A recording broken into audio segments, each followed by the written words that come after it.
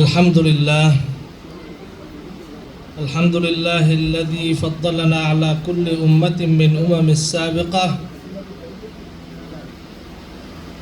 والحمد لله الذي قائل لعبده يا عباد الذين أسرفوا على أنفسهم لا تقنطوا من رحمة الله إن الله يغفر الذنوب جميعا إنه هو الغفور الرحيم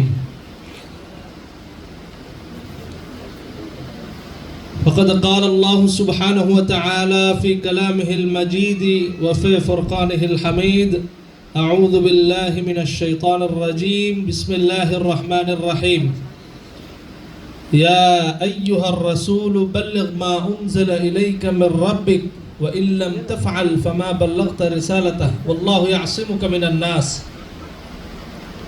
وقال تعالى لشان حبيبه الكريم ولشان محبوبه الأمين آمرا ومخبرا إن الله وملائكته يصلون على النبي يا أيها الذين آمنوا صلوا عليه وسلموا تسليما اللهم صل على سيدنا مولانا محمد وعلى آل سيدنا مولانا محمد मुअज़्ज़ज़ मोहतरम हाज़रीन अल्लाह जल्ला जलालुहु अम्मा नवालुहु लहुल आलमीन रब्बुल अंबिया वल मुरसलीन दरबार আলী শানে পরম শ্রদ্ধার সাথে বিনয়ের সাথে অসংখ্য শুকর ও সুজুদ যে আল্লাহ রব্বুল আলামিন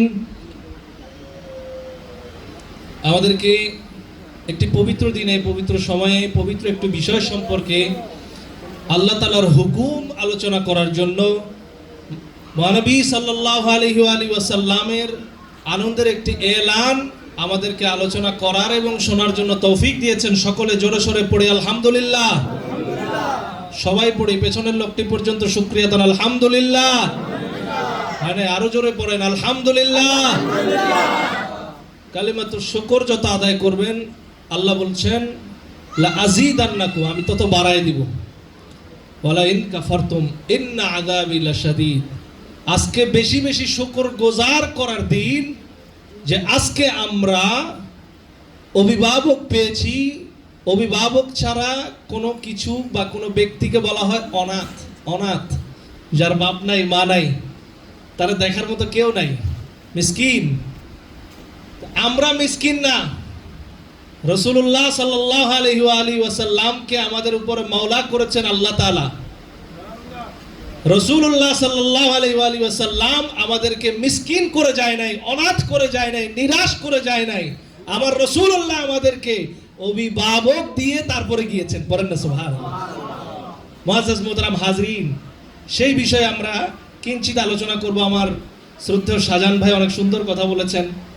বড় আশ্চর্যের বিষয়, আজীব বিষয় সেটাই, আজকে পৃথিবীর বুকে, শুধু বাংলাদেশ নয়, পৃথিবীর বুকে বড় বড় বড় বড় অনেক বিখ্যাত আলেমে দ্বীন, অনেক বিখ্যাত রাবতাতুল আলম আল ইসলামী, বিভিন্ন দেশ মিলে ওআইসি সংগঠন করে বাংলাদেশ।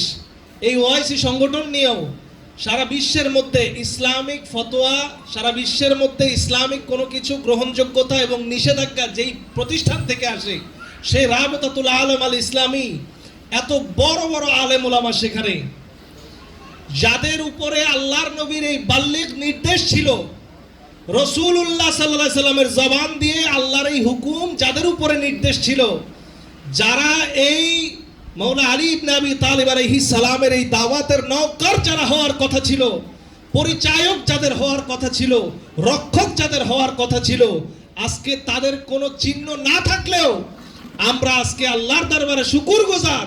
আমাদের মতো আদনা না খান্দা, আমাদের মতো এত অধমকে আল্লাহ তাআলা সেই মহান হাস্তি, জান্নাতের সরদার, সেই মহান হাস্তির পিতার সেই এলানকে আমাদেরকে চর্চা করার জন্য, পরিচর্যা করার জন্য কবুল করেছেন। সেজন্য আবার পড়ি আলহামদুলিল্লাহ। আমাদের এই জন্য কষ্ট করতে হয় নাই, পড়াশোনার দরকার হয় নাই, কামেল পাশ করতে হয় নাই, দাওরা হাদিস পড়তে হয় নাই, রাবেতাতুল আলম আল ইসলামের সদস্য হতে হয় নাই, বিদেশে যেতে হয় নাই, কারো কাছ থেকে শিখতে হয় নাই।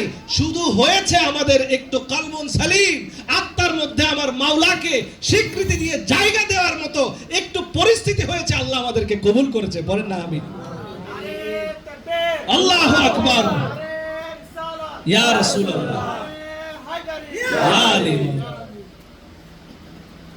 আমরা বলি আমাদের নবী এক, আল্লাহ এক, কোরআন এক, মুসলমান কেন এক না? সবাই এই প্রশ্ন করে হুজুরদের কাছে যায়, হুজুর কেন এই সমস্যা, এই ফেরকা এই ফেরকা? হুজুরেরা বিভিন্ন উত্তর দেয়, অনেকে চলে যায় উত্তর দেয় না, বলে কেউ কেউ উত্তর দেয়। একজন খুবই ভাইরাল একজন বক্তা রয়েছেন আপনাদের সকলের পছন্দের, বিশেষ করে নওজোয়ান যারা তাদের পছন্দের, তারা যখন জিজ্ঞেস করছে যে নবী এক, আল্লাহ এক, রসুল এক, কোরআন এক, তো মুসলমান কেন এত বিভেদ? তো সে সুন্দর একটা জবাব দিছে, যদিও তার জবাবটা তেল মারা জবাব, আর জবাবটা হয়েছেও তেল নিয়ে। তো সে বলতেছে যে আপনারা তেল খান না? বলে হ্যাঁ। বলে তেল খান, তীর ব্র্যান্ড, পুষ্টি ব্র্যান্ড, ফ্রেশ ব্র্যান্ড, কত ব্র্যান্ড, তাই না? বলে হ্যাঁ। কিন্তু খান কি? বলে সয়াবিন তেল। ব্র্যান্ড অনেক আছে, অ্যাজ লাইক ওয়াহাবি, সুন্নি, খারিজি, ব্র্যান্ড অনেক আছে, বাট খান যেটা সেটা তো ইসলাম। মানে বুঝাচ্ছে খান যেটা সেটা ইসলাম, সেটা তো তেল, প্রবলেম নাই, খাইয়া যান। তার মানে তেল তেলা জবাব দিছে। কি জবাব দিছে? তেল তেলা জবাব। তা আমরা এই তেল তেলা জবাব দিব না, আমরা জবাব দিব আল্লাহ এবং রসুল সাল্লাল্লাহু আলাইহি ওয়াসাল্লাম আমাদেরকে যেটা শিক্ষা দিচ্ছেন, আমাদের জন্য যেটা ছেড়ে দিয়ে গেছেন, আমরা সেই গাদিরের জবাব দিব। আমরা বলবো আল্লাহ এক ঠিক আছে, রসুল এক ঠিক আছে, নবী এক ঠিক আছে, কোরআন এক ঠিক আছে, কিন্তু এক নাই আমাদের একটা জিনিস, সেটা হচ্ছে আমাদের ইমাম। এক নাই কি আমাদের? ইমাম আহমদ, ইমাম শাফি, ইমাম হানাফি, ইমাম মালিকি, ইমাম অমুক, মাদ্দাবি, অমুক, বহু ইমাম। একটা গাছ শাখা অনেক ছাড়ে, পাতা অনেক ছাড়ে, ফল অনেক কাণ্ডে ধরে, যেখানেই ফল ধরুক, যেখানেই পাতা ছাড়ুক, যেখানেই শাখা ছাড়ুক, কিন্তু শেকড় এক জায়গায়। শেকড় কোথায়? শেকড় যদি কেটে দেন, শাখা ছাড়বে না, পাতা ছাড়বে না, ফল ধরবে না, গাছের নাম গাছই থাকবে, ইসলামের নাম ইসলাম থাকবে, ঐক্য থাকবে না। কথা ঠিক কিনা? আজকে বলা হচ্ছে যে ইসলাম আমাদেরকে গিলানো হচ্ছে তেলের নামে, ব্র্যান্ড হচ্ছে তীর, পুষ্টি আছে, ফ্রেশ আছে, আপনি খাইয়া যান, সমস্যা নাই।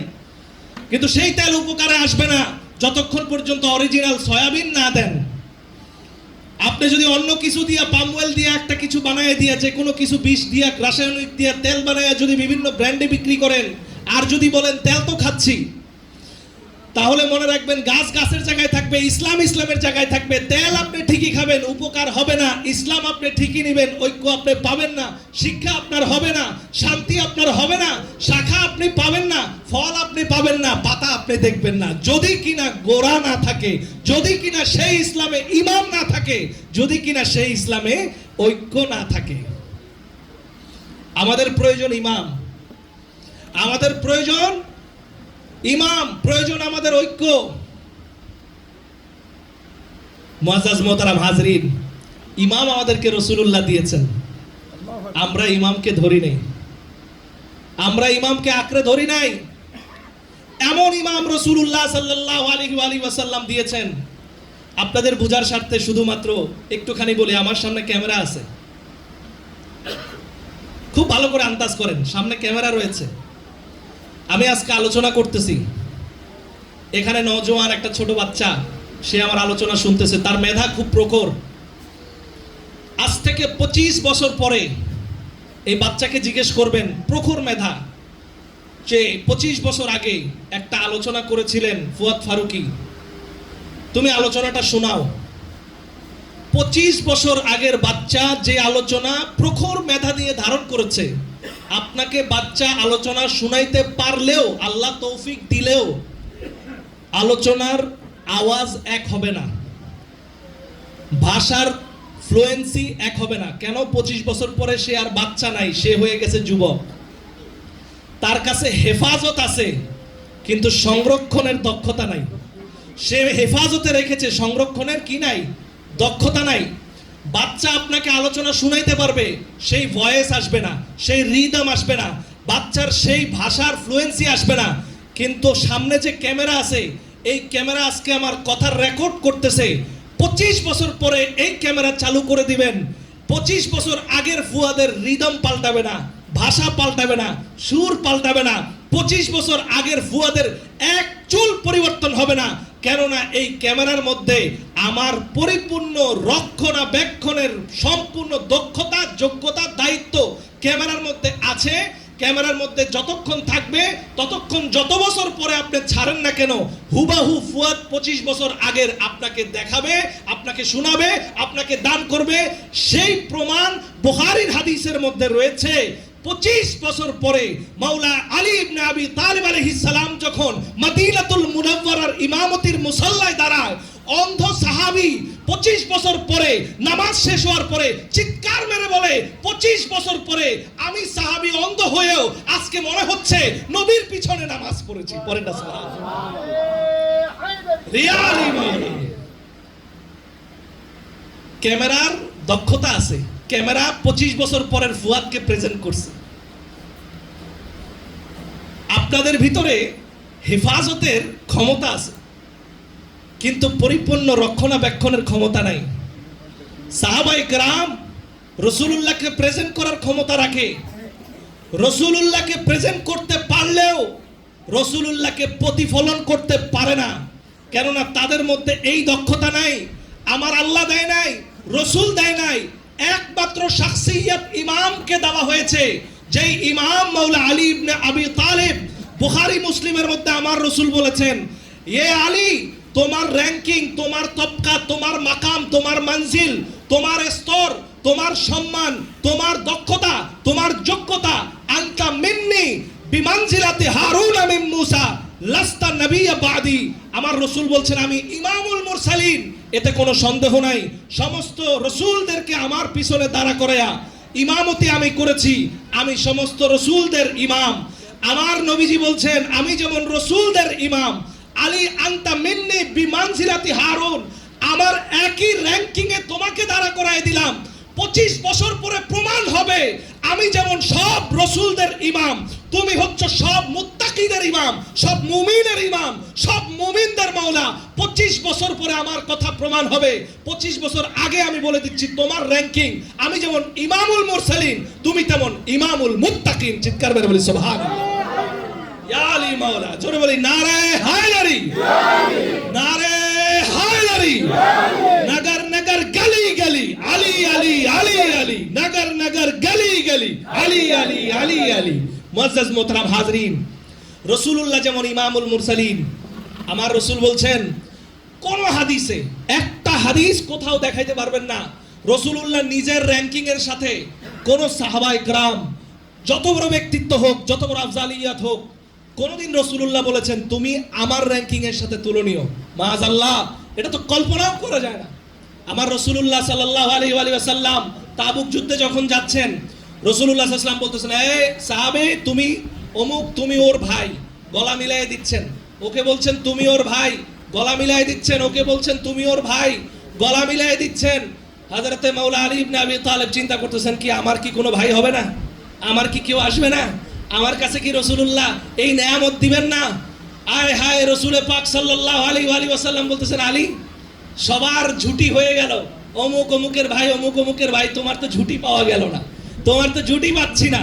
তোমার ঝুটি কাকে বানাবো? তোমার ঝুটি কার সাথে দিব? আল্লাহ তো তোমার ঝুটি রাখে নাই। তোমার যেমন আল্লাহ ঝুটি রাখে নাই, আমার যেমন কোনো মিসাল রাখে নাই। বেমেসাল বেমেসাল, আজকে থেকে তুমি আমার ভাই। বেমেসালে বেমেসালে সৃষ্টির মধ্যে একমাত্র আলী তোমাকে আমি ভাই ঘোষণা করলাম। পড়েন না সুবহানাল্লাহ।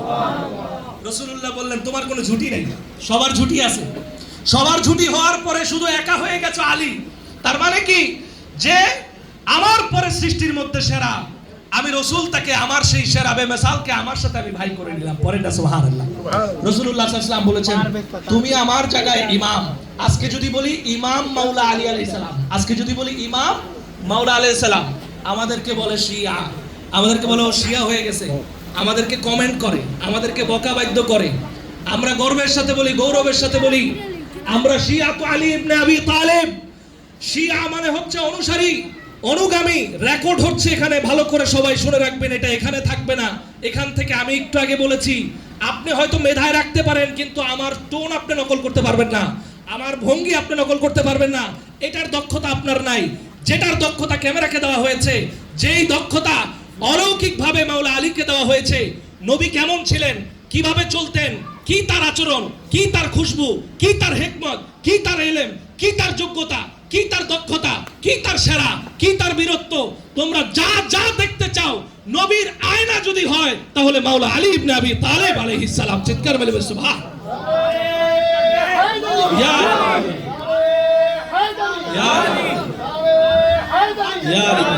এই জন্য বলছি এটা ছড়িয়ে যাবে। আমি এই জন্য বলে দিচ্ছি, একজনকেও আমার রাসূলুল্লাহ এই কথা বলে নাই, আনতা মিন্নী বিমানজিলাতি হারুন বিন মূসা। রাসূলুল্লাহ সাল্লাল্লাহু আলাইহি ওয়াসাল্লাম তিনি একমাত্র মাওলা আলী ইবনে আবি তালিব আলাইহিস সালামকে বলেছেন।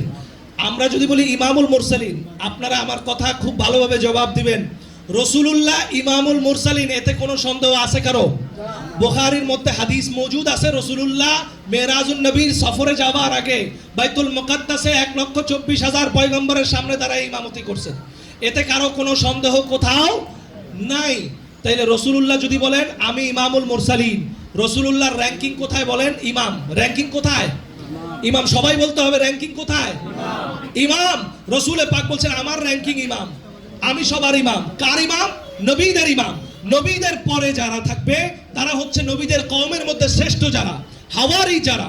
হাওয়ারি আমার নবীর মধ্যে হাওয়ারি হচ্ছে সাহাবায়ে কেরামগণ। রাসূলুল্লাহ সাল্লাল্লাহু আলাইহি সাল্লাম বলছেন প্রত্যেক নবীর যুগের হাওয়ারিরা তাদের হচ্ছে পরে শ্রেষ্ঠ জাতি। তাহলে রাসূলুল্লাহর র‍্যাঙ্কিং যদি নবীদের মধ্যে ইমাম হয়, রাসূলুল্লাহ বলছেন আলী তুমি আমার মঞ্জিল, আমার র‍্যাঙ্কিং এ, আমার জায়গায় কেউ যদি তোমাকে দেখে সব সময় যেন আমি যেমন ইমাম হিসেবে দেখছে, তোমাকে যেন ইমাম হিসেবে দেখে। পড়েন না সুবহানাল্লাহ। বিমানজিলাতি হারুন বিন মূসা। আচ্ছা, হারুন আলাইহিস সালাম কি করেছেন?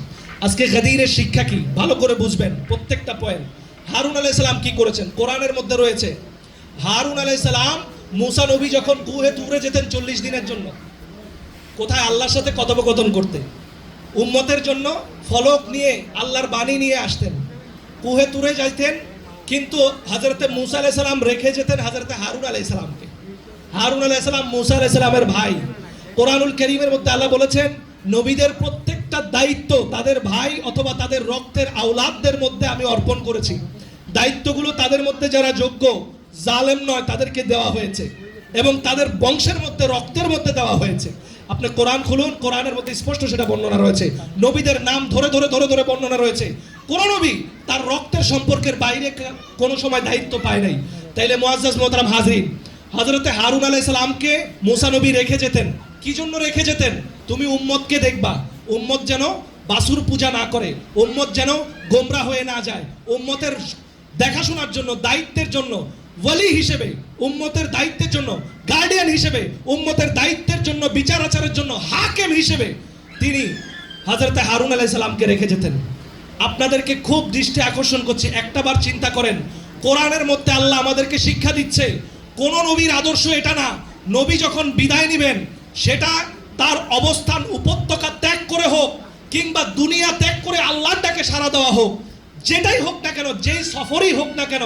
যেমন তাবুকের সফর, তাবুকের সফরে রাসূলুল্লাহ গিয়েছেন, যে সমস্ত নারী বাচ্চারা ছিলেন, যারা কওম যারা ছিলেন, তাদের জন্য রেখে গেছেন মাওলা আলীকে, তাদের জন্য দেখাশোনার জন্য, ফয়সালার জন্য, হাকিমের জন্য রেখে গেছেন মাওলা আলীকে। ইয়ামানের যখন সফরে গিয়েছেন, খালিদ বিন ওয়ালিদের সাথে আলী, মাওলা আলী আলাইহিস সালাম দোনোজনকে পাঠাইছে। নবীজি বলে দিয়েছেন যে সমস্ত যুদ্ধের গনিমতের মাল এবং বিচারের ফয়সালার জন্য খালিদ বিন ওয়ালিদ তুমি মনে রাখবা আমার আলী সেখানে মুমিন হবে, আলী সেখানে ওলি হবে, আলী সেখানে হাকিম হবে। আবু দাউদের সহিহ হাদিস। মুআজ্জাজ মোহতারাম হাজরিন, গভীরভাবে মনোযোগ দেন। মূসা নবী রেখে গেলেন নবী হারুন আলাইহিস সালামকে। কোন নবীর আদর্শ এটা না যে উম্মতকে মিসকিন বানায় যাবে, অনাথ বানায় যাবে, অভিভাবকহীন করে যাবে, হাকিম বিচারক ছাড়া রেখে যাবে। এটা কোনো সময় নবীর আদর্শ হতে পারে না। প্রমাণ কোরআন, প্রমাণ হাদিস। হাদিসেও সহিভাবে রয়েছে, কোরআনেও সহিভাবে রয়েছে। একটাবার চিন্তা করে দেখেন, আপনি আমি যখন ক্লাস করি, আমার বাচ্চারা যখন ক্লাসে যায়, একবার এই দৃশ্যটা চিন্তা করেন। যখন একটা ক্লাস 5-6 এর বাচ্চা, ক্লাস 4-5 এর বাচ্চা ক্লাসে যখন দেখে যে টিচার নাই, ক্লাসে কি নাই, টিচার নাই, তখন বাচ্চা এবং ওই ক্লাসের অবস্থা কি হয়? বাচ্চা তখন টিচারের চেয়ারের মধ্যে বসে বসে বলে, এই আজকে টিচার নাই, আজকে আমি তোমাদের টিচার, আজকে আমি তোমাদের টিচার, মানে দুষ্টামি করে। সে তখন ভুলে যায় যে এই চেয়ারটা কার চেয়ার, এই চেয়ারটা যে টিচারের চেয়ার। সেই বাচ্চা তখন মনে রাখতে পারে না। কেন মনে রাখতে পারে না? কারণ সেই ক্লাসরুমের মধ্যে টিচার নাই, সেই ক্লাসরুমের মধ্যে অভিভাবক নাই। তখন এক বাচ্চা বেঞ্চের উপরে উঠে লাফায়, এক বাচ্চা ফ্যান ধরে ঝুলে, এক বাচ্চা টিচারের টেবিলে উঠে। ক্লাসরুমের অবস্থা এমন হয়ে যায় যে একটা শোরগোল বাজে বস্তি এলাকাও এরকম হয় না, একটা ক্লাসরুমের অবস্থা এমন হয়ে যায়। একবার চিন্তা করে দেখেন, যদি একটা সাধারণ ক্লাসরুমে একজন টিচার না থাকে, যার দরুন ছাত্রদের অবস্থা এত খারাপ অবস্থা হয়, সেই জাতি, যেই জাতির মধ্যে যদি অভিভাবক ছাড়া একজন পথ নির্দেশক, কোন নবী যদি কোনো অভিভাবক না রেখে যায়, সেই জাতির অবস্থা কি হতে পারে একবার চিন্তা করে দেখেন। তাহলে বোঝা গেল কখনোই কোন নবীর আদর্শ কোন জাতিকে একা ফেলে যাওয়া নয়। প্রত্যেক নবী যাওয়ার আগে সে জাতির জন্য একজন করে, প্রত্যেক রন্ধে রন্ধে প্রত্যেক জনপদে একজন করে নবী রেখে গেছেন, একজন করে অভিভাবক ওয়ারিসিন রেখে গেছেন। আমার নবী এর ব্যতিক্রম না। আমার নবী ইসলাম তাবুক যুদ্ধ যাওয়ার সময় যখন মাওলা আলী আলাইহিস সালাম বলছেন যে ইয়া রাসূলুল্লাহ আমাকে নেবেন না, বলে তোমাকে আমি আমার জায়গায়, হাদিসে মুবারাকার মধ্যে তিনি বলছেন তোমাকে আমি আমার জায়গায় এমন ভাবে রেখে যাচ্ছি, এতে কি তুমি সন্তুষ্ট না? আমা তারদি আন তাকুনা মিন্নি বিমানজিলাতি হারুন মিন মূসা।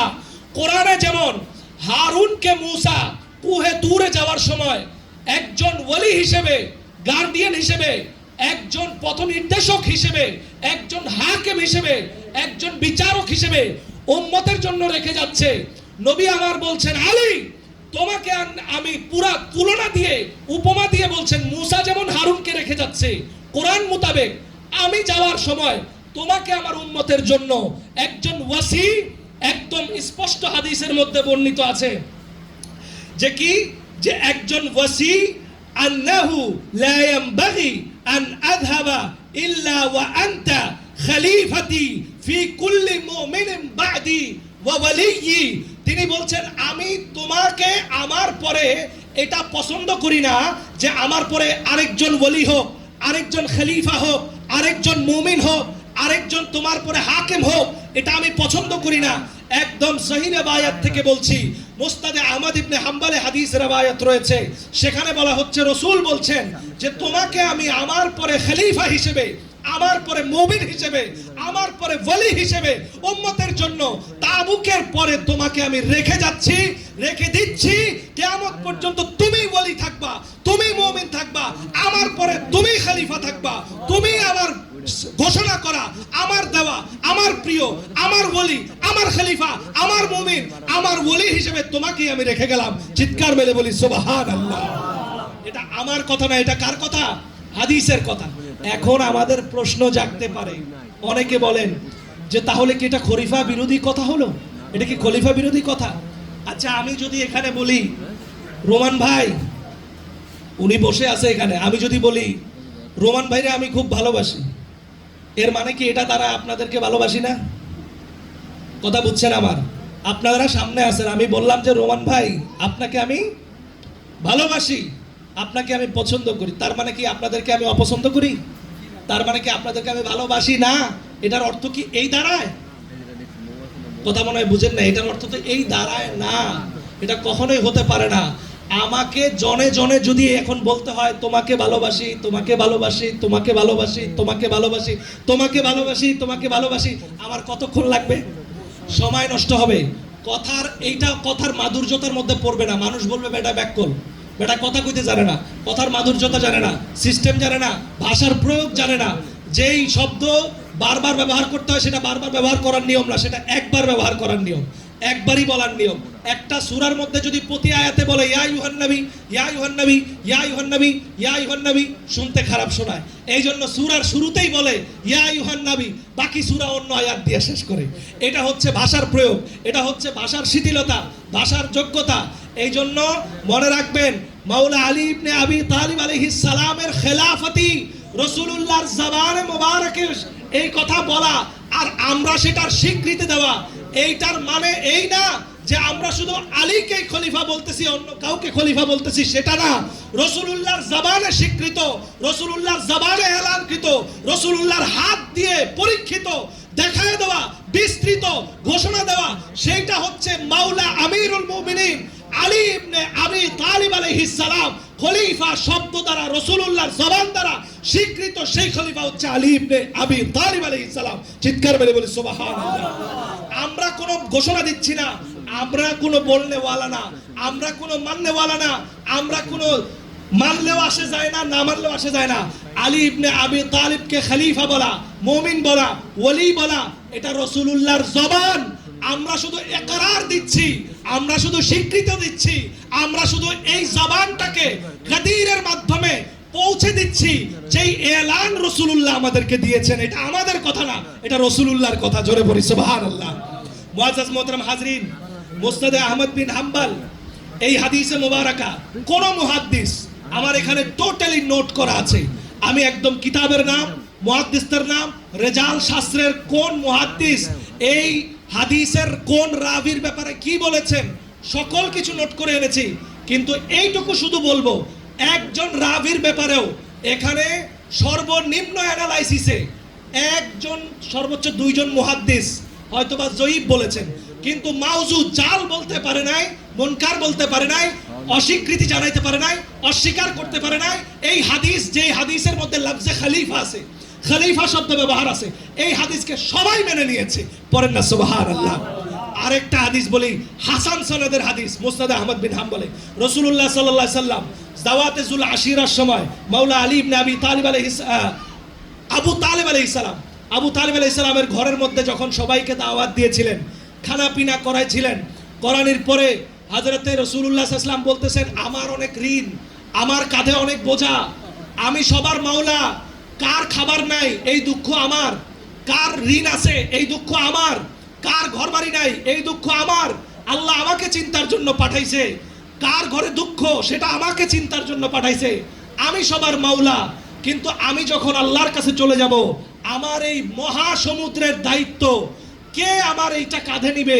যে নিতে পারবে, নবী বলতেছেন যে সে আমার আহলের পক্ষ থেকে, আমার বংশের পক্ষ থেকে সে খলিফা হবে। একদম খলিফা শব্দ উল্লেখ আছে হাদিসের মধ্যে। পড়েন না সুবহানাল্লাহ।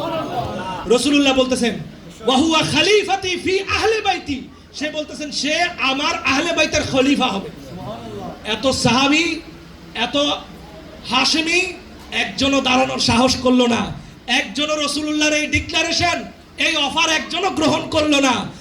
একজন শাবাব ছাড়া, তিনি হচ্ছেন মাওলা আলী ইবনে আবি তালিব আলাইহিস সালাম।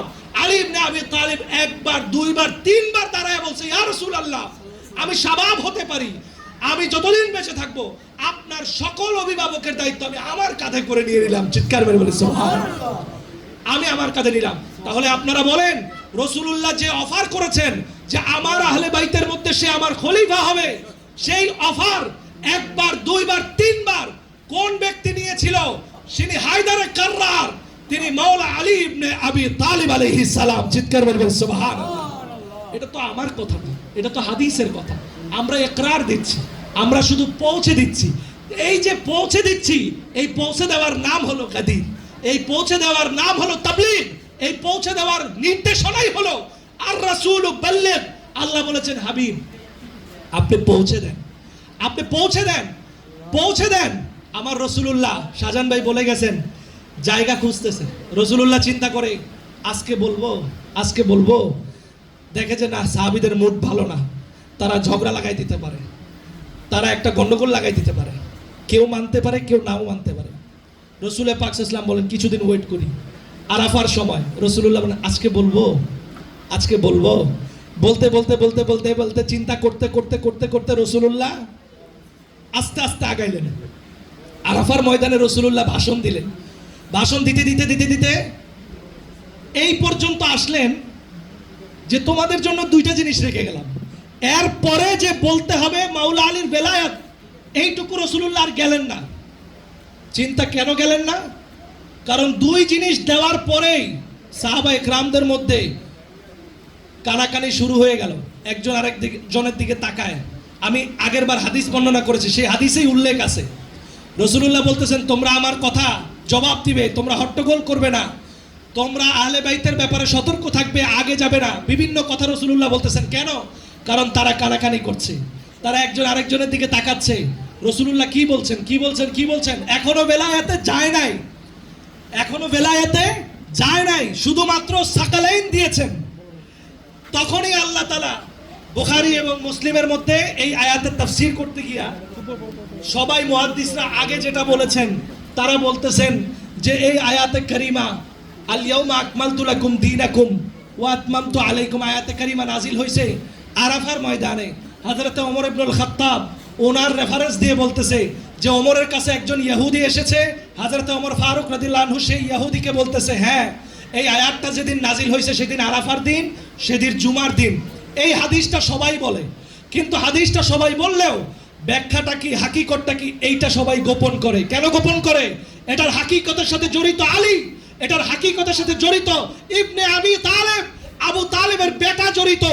যত যত জায়গায় একাডেমিক বলেন, সোশ্যাল বলেন, যত সাংস্কৃতিক বলেন, প্রত্যেক যেই যেই জায়গার মধ্যে আলী এবং আবু তালেব জড়িত, সব জায়গাগুলোকে ইচ্ছাকৃতভাবে জুলুম করা হয়েছে, হাইড করা হয়েছে, ইসলামের সামনে আনতে দেওয়া হয় নাই, ইসলামকে জানতে দেওয়া হয় নাই, মুসলমানকে জানতে দেওয়া হয় নাই। আর এটা এ কারণেই, এগুলো জানতে পারলেই, যেই কারণে মুসলমানের ইসলাম আছে ঐক্য নাই। ওই যে লিডারশিপ, ইমামত, ওই যে বলেছিলাম কোরআন এক, হাদিস এক, ইসলাম এক, সব এক, মুসলমান কেন এক না? এই একটা জিনিস যদি মুসলমান জানতে পারে, মুসলমানের এক হতে এক মুহূর্ত সময় লাগবে না। এই চিন্তা থেকে যুগে যুগে ষড়যন্ত্রের মাধ্যমে এই আলী এবং তার পিতা আবু তালেবকে ইতিহাসের পাতায় সামনে আনতে দেওয়া হয় নাই, কোনো সময় হয় নাই। শত শত লক্ষ লক্ষ পৃষ্ঠার সিরাত লেখা হয়, পৃথিবীর মধ্যে শ্রেষ্ঠ সিরাত দাবি করা হয় আর রাহিকুল মাখতুম। কি আপনারা দেখছেন না, হয় কিনা?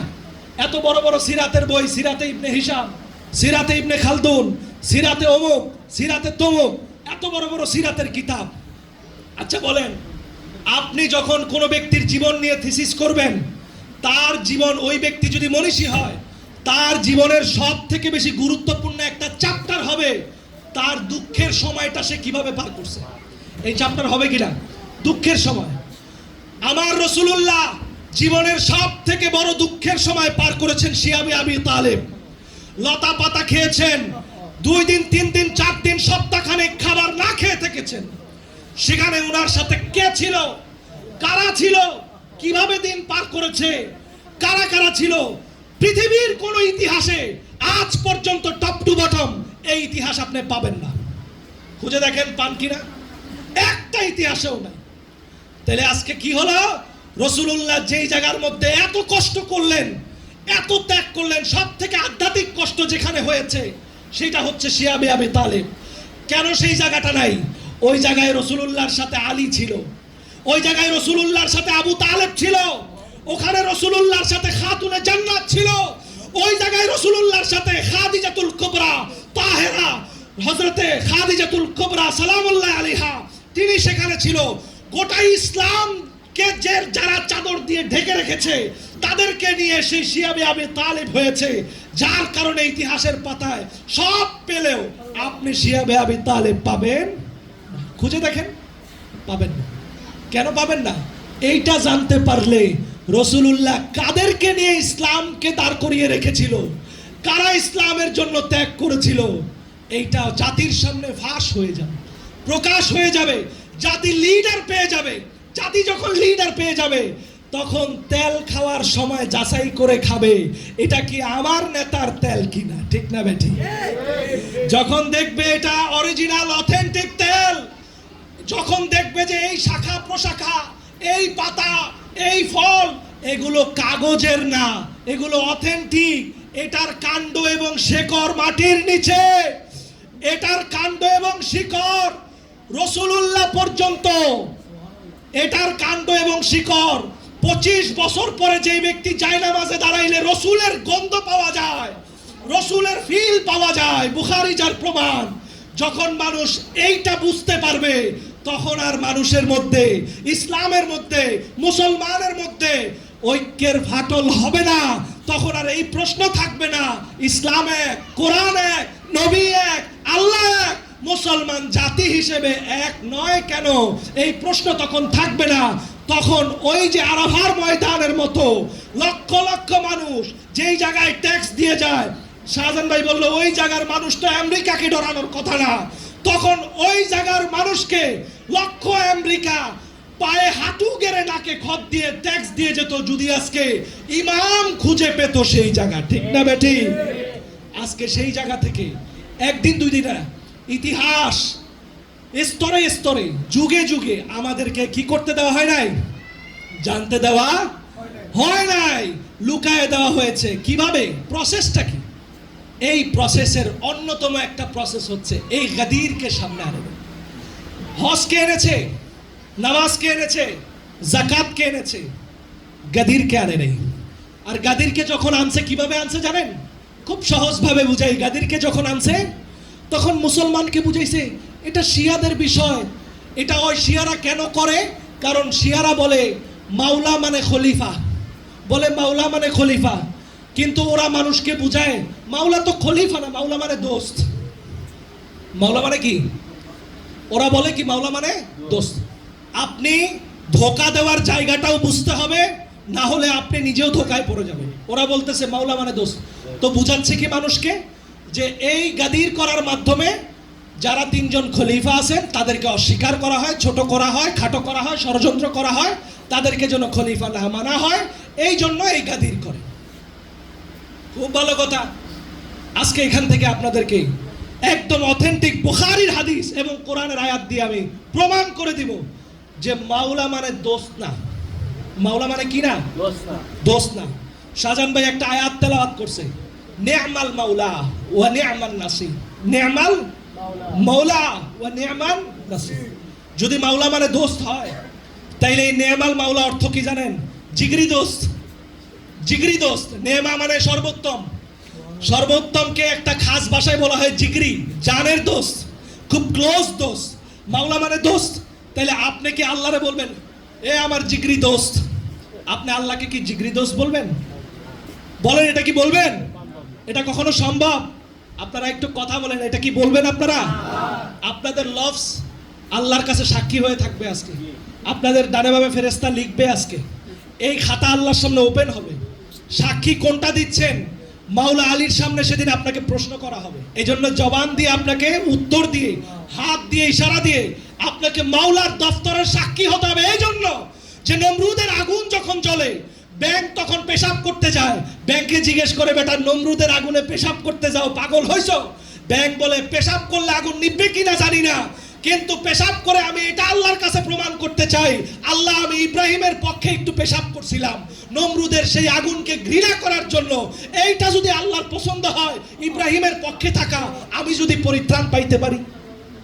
আপনাকে মাওলার পক্ষে থেকে প্রমাণ দিতে হবে যে আমি মাওলার পক্ষে ছিলাম। কি দিতে হবে কিনা? রাজি আছেন কিনা? হাত তুলে দেখান, রাজি আছেন কিনা?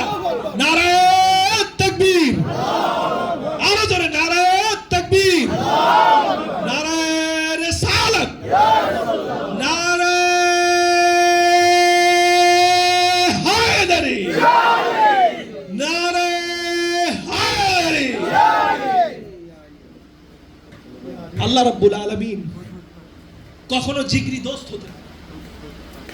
এবার আসেন বুখারীর একটা হাদিস বলি।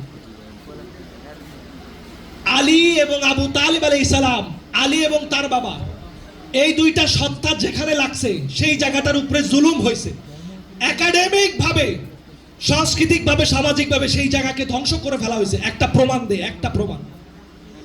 বুখারীর হাদিস খুলবেন, হযরতে সাইয়্যিদা ফাতেমাতুজ জাহরা সালামুল্লাহ আলাইহা, তাকে যে ফাদাকের জমি দেওয়া হয় নাই, আমার এটা আলোচনার টপিক না, কিন্তু বোঝানোর জন্য বলছি। কোন বিষয়? মাওলা বোঝানোর জন্য। মাওলা ফাদাকের জমি যখন দেওয়া হলো না, এই ব্যাপারে ফাতেমাতুজ জাহরা সালামুল্লাহ আলাইহা, হযরতে মাওলা আলী ইবনে আবি তালিব আলাইহিস সালাম দুজন হযরতে আবু বকরের কাছে এসেছিলেন। তখন হযরতে আবু বকর সিদ্দিক রাদিয়াল্লাহু তাআলা তিনি একটা কথা বলেছিলেন, আনা ওয়ালিয়্যু রাসূলিল্লাহ। এই কথাটা মনে করায় দিচ্ছেন, এই কথাটা স্মরণ করায় দিচ্ছেন, এই কথাটা মনে করায় দিচ্ছেন হযরতে আব্বাস মাওলা আলীকে সাথে নিয়ে হযরতে ওমরের কাছে দ্বিতীয়বার গিয়েছিলেন, 2 নম্বর বার। এই ফাদাকের বিষয়, এটা বুখারীর হাদিস, ফাদাকের বিষয়। যখন দ্বিতীয়বার গেছে হযরতে ওমর বলতেছে, তুমি যখন আবু বকরের কাছে গেছো, আবু বকর কি বলে নাই আনা ওয়ালিয়্যু রাসূলিল্লাহ? আবু বকর বলছেন আমি রাসূলুল্লাহর ওয়ালি। ওয়ালিয়ুন শব্দটা এসেছে বেলায়াত মাদ্দা থেকে, মাওলা শব্দটা এসেছে বেলায়াত মাদ্দা থেকে, তাওয়াল্লাইতুম শব্দ এসেছে বেলায়াত মাদ্দা থেকে। সবগুলো একই শব্দ, বেলায়াত, সবগুলো একই শব্দ বেলায়াত। যদি একই শব্দ থাকে, একই শব্দ থেকে আসে, প্রেক্ষাপট এবং ব্যক্তি বিশেষে মর্যাদার স্তর বিন্যাস করে অর্থ তো একই হওয়ার কথা, এক হওয়ার কথা না? মনে করেন বাংলাদেশে মন্ত্রী আছে 10 জন, মনে করেন এক মন্ত্রীর জন্য যদি আপনি বলেন মন্ত্রী মহোদয়, বাকি 9 মন্ত্রীকে কি আপনি মন্ত্রী মহোদয় বলতে হবে না? কেন বলবেন? কারণ তারা একজন যেই লেভেলে, 9 জন একই লেভেলে। একজন মন্ত্রী, 9 জনও কি মন্ত্রী। এই জন্য একজনরে যদি বলেন মন্ত্রী মহোদয়, 9 জনকে বলতে হবে মন্ত্রী মহোদয়। আজকে যারা আমাদেরকে খলিফার তহমত দেয়, আমরা খলিফা মানি না, এই কথা বলে সাধারণ মানুষের কাছে আমাদেরকে যারা কালার করতে চায়, যখন হযরতে ওমর বললেন, আবু বকর বলছে আনা ওয়ালিয়্যু রাসূলিল্লাহ, আমি রাসূলুল্লাহর ওয়ালি। যারা বলে মাওলা মানে দোস্ত, মাওলা মানে অভিভাবক না, হাকিম না, মাওলা মানে দোস্ত মুহিব্বি, আমার তাদের কাছে প্রশ্ন, বুখারীর এই হাদিসটা ব্যাখ্যা খুলে দেখেন।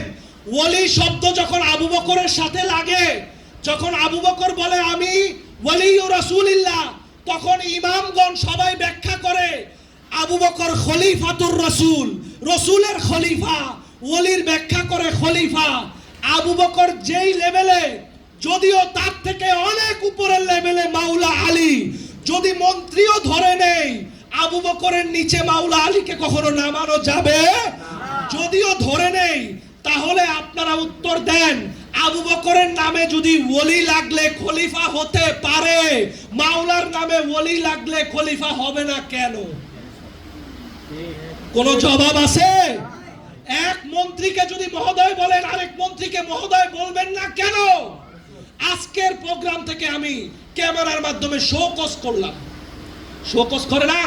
সরকারি কর্মকর্তা যদি মন্ত্রীদেরকে অবমাননা করে, শোকজ হয় কিনা? দায়িত্বে অবমাননা অবহেলা হলে শোকজ করে কিনা? আমরা নওকর আলী ইবনে আবি তালিবের গোলামরা শোকজ করলাম। যদি পারো তোমরা জবাব দিও তামাম বুখারীর সকল ব্যাখ্যার মধ্যে আনা ওয়ালিয়্যু রাসূলিল্লাহ। আবু বকরের এই ওলি যখন নিজের দিকে ব্যবহার করে, আবু বকর নিজের স্বার্থে ব্যবহার করেন, তখন এটার অর্থ হয় খলিফা। আমরা বলছি না তোমরা অর্থ করার কারণে আমরা মানি না, এইটা বলছি না, কিন্তু অন্তত ইনসাফ তো করো। তোমরা জুলুম কেন করো? আবু বকরের ক্ষেত্রে ওলি আসলে খলিফা হয়ে যায়, মাওলার ক্ষেত্রে, আলীর ক্ষেত্রে মাওলা আসলে তখন দোস্ত হয়। তার মানে এই জায়গায় আলী আছে দেখা সেই জায়গায় জুলুম চলে আসে, ইনসাফ তখন মনে থাকে না। ঠিক না বেটি? আমরা এই বেইনসাফি, ওই যে বলছিলাম, এই বেইনসাফি ইসলাম আমরা চাই না। আমরা ইনসাফ ওয়ালা ইসলাম চাই। আমরা কি ওয়ালা ইনসাফ চাই? ইসলাম চাই ইনসাফ ওয়ালা, ইনসাফ ওয়ালা ইসলাম চাই। সেই ইসলাম ইসলাম নয় যে ইসলামের মধ্যে ইনসাফ নাই। রাসূলুল্লাহ ইনসাফ এবং আদল শিখিয়েছেন। মুআজ্জাজ মুহতারাম হাজরিন, খারাপ লাগতেছে? কথা বুঝতে কষ্ট হচ্ছে আমার? আমার বড় ভাই বলছেন আমি যেন একটা জিনিসকে বেশি দূর না টানি। গতবার আপনারা অনেক বোর হয়েছেন, আপনারা যদি বোর হন আমাকে বলবেন, আপনারা আমার দিক নির্দেশনাকারী, আপনারা আমাকে পথ দেখাবেন। আপনাদের পছন্দ এবং আপনারা নওকরে আলী, আপনাদের এই মাওলা আলীর মোহাব্বতকে পুরা বাংলাদেশে ছড়িয়ে দেওয়ার এই গোলামি আমি নিছি। আমি, আপনারা আমাকে দেখাবেন যে এমনে বললে মনে হয় গোলামিটা আরো ভালো হয়, অমলে বললে মনে হয় আরো ভালো হয়। যদি খারাপ লাগে, বোরিং লাগে, যেমনই লাগুক না কেন আমাকে বলবেন, আমি এতে সব থেকে বেশি খুশি হই। মুআজ্জাজ মোহতারাম হাজরিন, আজকে দেখুন রসুলে পাক সাল্লাল্লাহু আলাইহি সাল্লাম 25 বছর পরে অন্ধ সাহাবী সে বলতেছে, কার পিছনে দাঁড়াইলাম, আমি তো নবীর খুশবু পাই, আমি নবীর খুশবু পাচ্ছি। এটা তো আয়নায় নবী। বুখারীর হাদিস খুলেন, সেই অন্ধ সাহাবী মাওলার হাত ধরেছে, আস্তে আস্তে হাতায়ে গেছে, যায় যায় বলছে, আমারে ভাই একটু নিয়ে যাও, কে নামাজটা পড়াইছে একটু ধরে দাও। ও গিয়ে মাওলার হাত ধরেছে, ধরে বলতেছে, বিশ্বাস করো আজকে মনে হলো আমি নবীর পিছনে দাঁড়ায় নামাজ পড়ছি। 25 সাল পরে, 25 বছর পরে নবীর ঘ্রাণ যেখান থেকে আসে, প্রমাণ হয়ে যায় নবীর র্যাঙ্কিং এর মধ্যে শুধু নবুয়তি ছাড়া যত প্রকার র্যাঙ্কিং আছে, ইমামত, খেলাফত, ভেলায়াত, তাম র্যাঙ্কিং এ নবীর পরে যদি কোন ব্যক্তি শাখসিয়ত থাকে সে মাওলা আলী ইবনে আবি তালেব আমিরুল মুমিনিন আলাইহিস সালাম। চিৎকার করে বলে সুবহানাল্লাহ।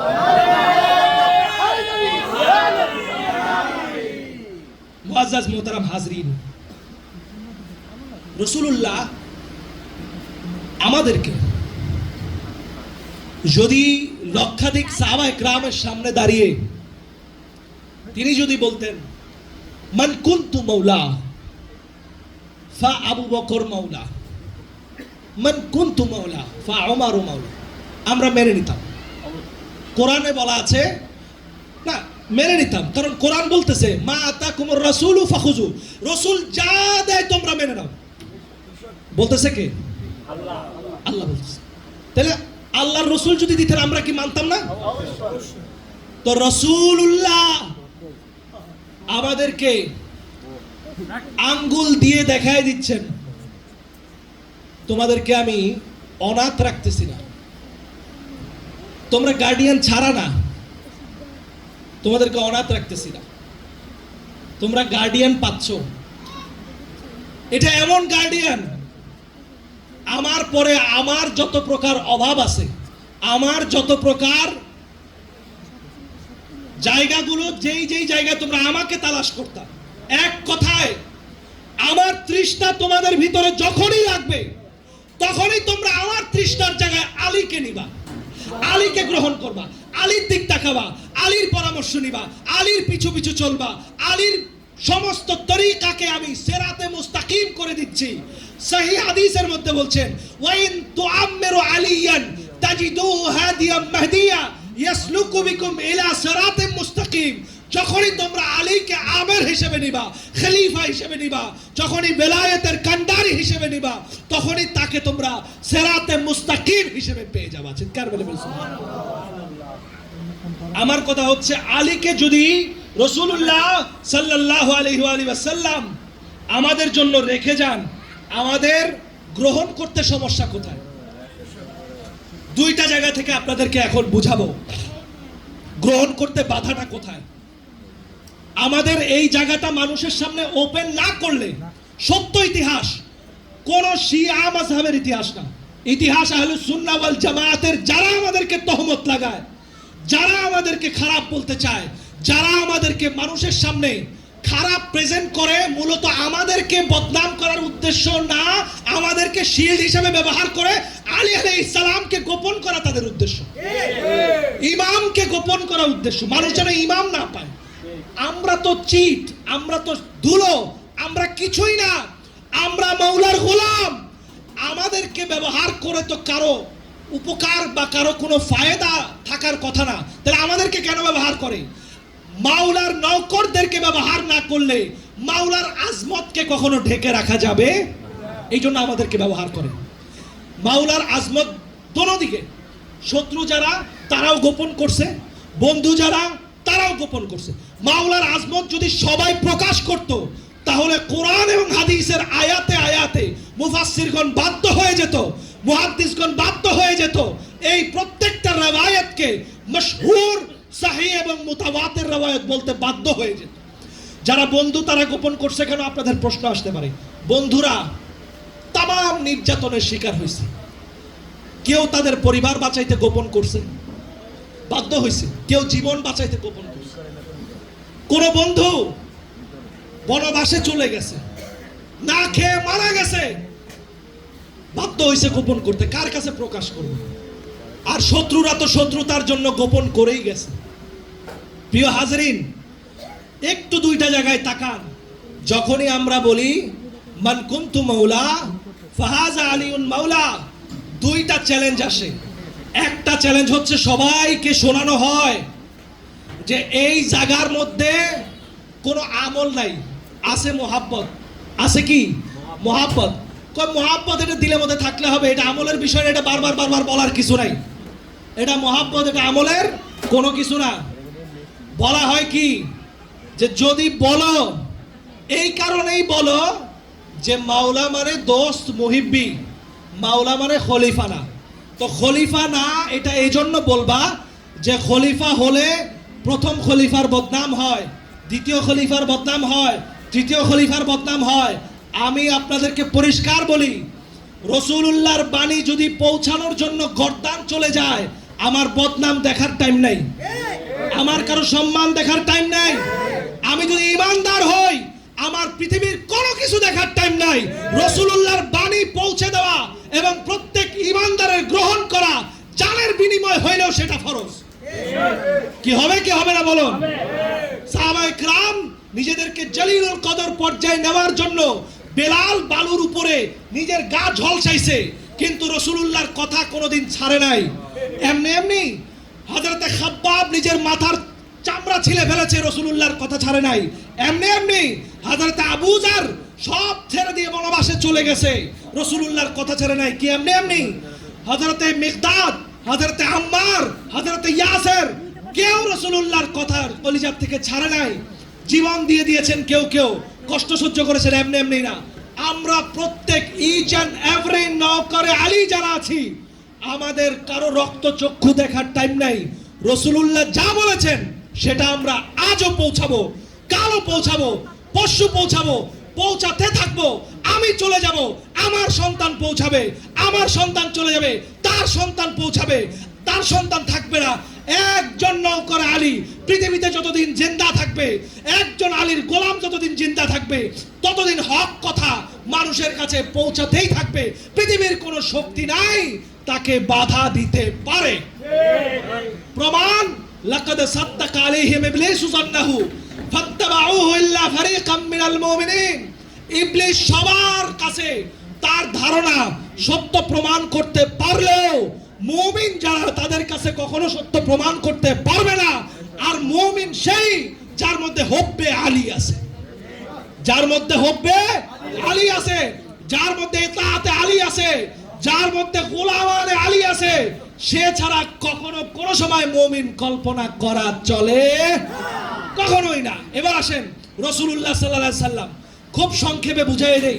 যখন ইন্তেকাল মোবারক হলো, রাসূলুল্লাহর দেহ মোবারক পর্দা হওয়ার পরে রাসূলুল্লাহ যখন শুয়ে আছেন, রাসূলুল্লাহর দেহ মোবারকের কাছে হযরতে আব্দুল্লাহ ইবনে আব্বাস, রাসূলুল্লাহর দেহ মোবারকের কাছে হযরতে আব্বাস, রাসূলুল্লাহর দেহ মোবারকের কাছে মাওলা আলী ইবনে আবি তালেব, রাসূলুল্লাহর দেহ মোবারকের কাছে আম্মার বিন ইয়াসির, রাসূলুল্লাহর দেহ মোবারকের কাছে এই মুষ্টিময় কিছু সংখ্যক এবং আহলে বাইতের সদস্যগণ, সেখানে থেকে রাসূলুল্লাহর যখন মাওলা আলীর কোল মোবারকে মাথা, রাসূলুল্লাহ সাল্লাল্লাহু আলাইহি ওয়াসাল্লাম মাওলা আলীর চেহারা মোবারকের দিকে তাকিয়ে বলতেছেন, আলী উদউলি হাবিবি।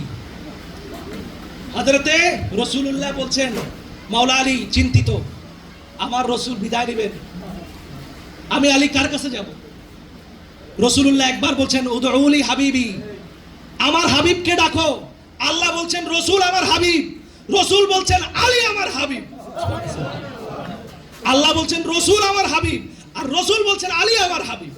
বলছেন উদউলি হাবিবি। একজনকে নিয়ে আসা হলো, রাসূলুল্লাহ মাথা ঘুরাই দিলেন। ইবনে আসাকিরের বর্ণনা, রাসূলুল্লাহ আবার বলছেন উদউলি হাবিবি, আরেকজনকে নিয়ে আসা হলো, তিনি মাথা ঘুরাই দিলেন। একটু পরে বিদায় নেবেন, রাসূলুল্লাহ 3 নম্বর বার ধমক দিল, উদউলি হাবিবি আলী ইবনে আবি তালেব। আলীকে ডাক দাও, ও আমার হাবিব। আসলো মাওলা আলী ইবনে আবি তালিব আলাইহিস সালাম, একটা জামার ভিতরে দুইজন ঢুকলো, সুবহানাল্লাহ, আল খাল্লা আবা, রাসূলুল্লাহ সেই আবার মধ্যে এক আবার ভিতরে আলী আর রাসূল দুজন ঢুকলেন। রাসূলুল্লাহ আলীর কোল মোবারকে মাথা দিলেন, বলেন আলী রে, উম্মতের জন্য নামাজের কথা বলে দিচ্ছি। আলী আমি চলে যাচ্ছি, আমি চলে যাচ্ছি, উম্মতের জন্য নামাজের কথা বলে দিচ্ছি, উম্মত যেন নামাজ না ছাড়ে, নামাজটা যেন পড়ে, আমার এই নামাজের কথা তুই বলে দিস। আলী ইবনে আবি তালিব যখন নামাজ পড়তেন, মেরাজুন নবী, মেরাজে আলী মেরাজুল্লাহ হয়ে যেত, পড়েন না সুবহানাল্লাহ। রাসূলুল্লাহ যখন আলী ইবনে আবি তালিবের কোল মোবারকে চলে গেলেন, রোনাজারি শুরু হলো, কান্নার আওয়াজ শুরু হলো। সহিহ রিওয়ায়াত, একটা কথাও কোনো শিয়াদের কিতাবের না, আওয়াজ, কান্নার আওয়াজ রাসূলুল্লাহর হুজরা মুবারকের দরজায় চলে আসলো। যেই দরজার মধ্যে আসলো, সেই জায়গার মধ্যে যে সাহাবায়ে کرام দাঁড়ানো ছিলেন, তারা বুঝতে পারলো যে রাসূলুল্লাহ বিদায় নিয়েছেন। মাওলা আলী ইবনে আবি তালিব জুব্বার ভিতরে রাসূলুল্লাহকে ধরে আছেন, ওই যে এক জুব্বার ভিতরে দুইজন ঢুকে ধরে আছেন। এই যে দরজার সামনে যারা উপস্থিত ছিলেন, সেদিন রাসূলুল্লাহ সাল্লাল্লাহু আলাইহি ওয়াসাল্লামকে রেখে আমার রাসূল পাক সাল্লাল্লাহু আলাইহি ওয়াসাল্লাম, তিনি কি লক্ষাধিক সাহাবায়ে کرامের সামনে কথা বলে নাই?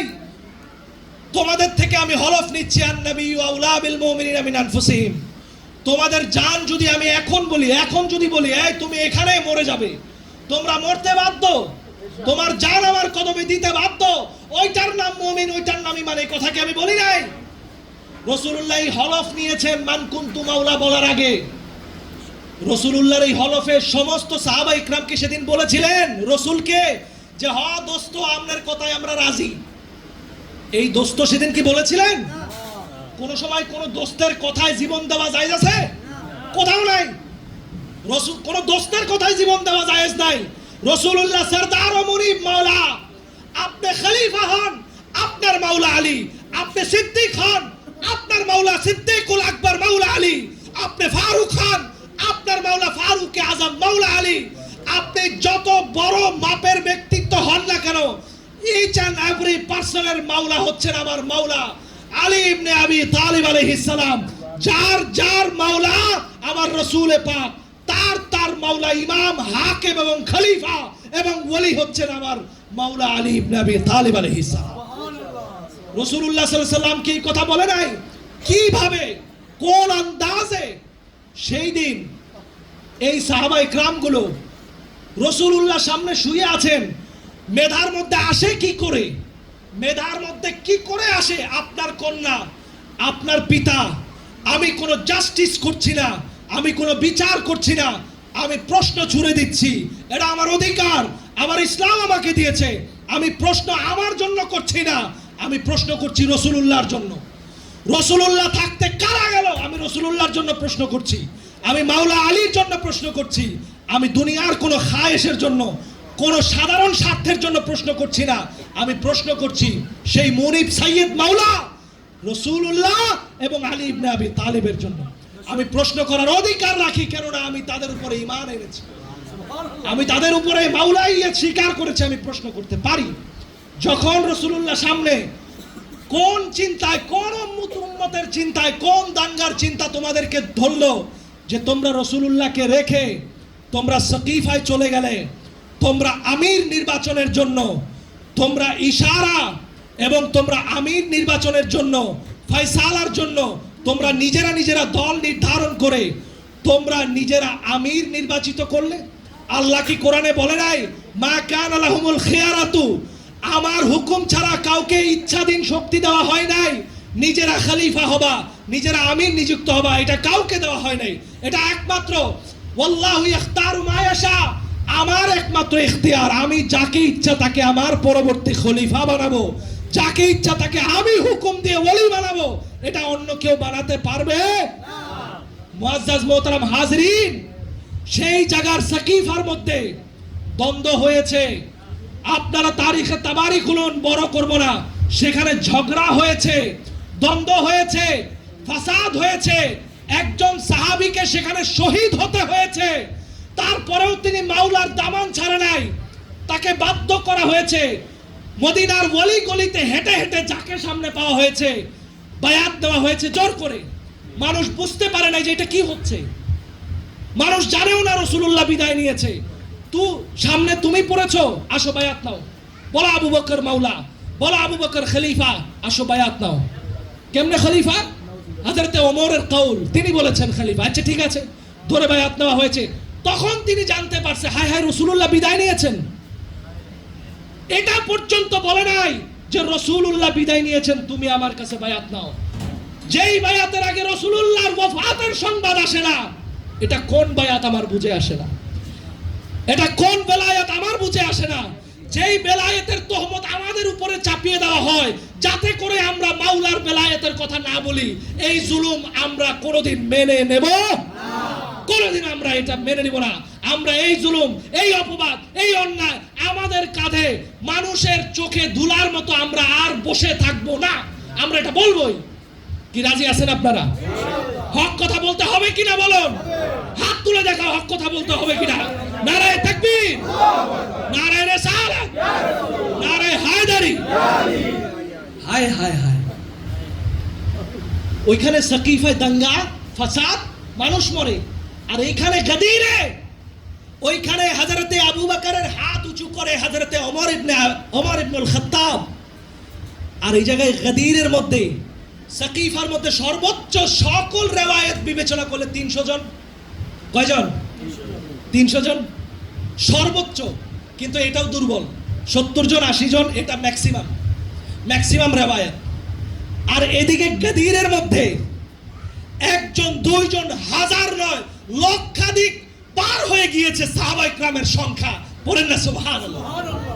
ওইদিকে হাত তুলে ওমর, আবু বকরের হাত, এইদিকে হাত তুলে রহমাতুল লিল আলামিন মাওলা আলী ইবনে আবি তালিবের হাত। চিৎকার মেরে বলি সুবহানাল্লাহ, বলি নারায়ে হায়দারি, নারায়ে হায়দারি, নগর নগর গলি গলি।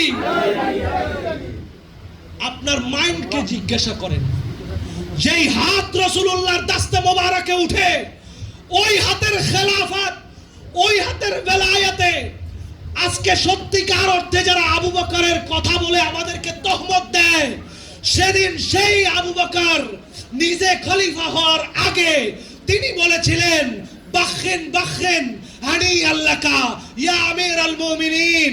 আজকে আমি আবু বকর বলছি, আমার কাছে বড় আনন্দ, বাহ বাহ বাহ বাহ। বাখিন মানে হচ্ছে বাহ বাহ। আজকে আপনাকে আমি শুভেচ্ছা জানাই, আপনাকে আমি ঈদ জানাই, আপনাকে আমি খুশি জানাই, আপনাকে আমি শুভেচ্ছা জানাই, সম্ভাষণ জানাই, অভিষেক জানাই। আমি আবু বকর বলছি, আপনি আমার মাওলা, আমি সিদ্দিক হতে পারি, আপনি সিদ্দিকের মাওলা। চিৎকার মেরে বলি সুবহানাল্লাহ। আজকে কারা এরা আবু বকরের নামে আমাদেরকে গাদির করতে দেয় না? তোদের বাপ আবু বকর গাদির করেছে, কি করে নাই? হাদিসে আছে কিনা বলো? তাইলে এরা কারা? এরা হচ্ছে ওই যে আমেরিকান ইসলাম। কোন ইসলাম? আমেরিকান ইসলাম।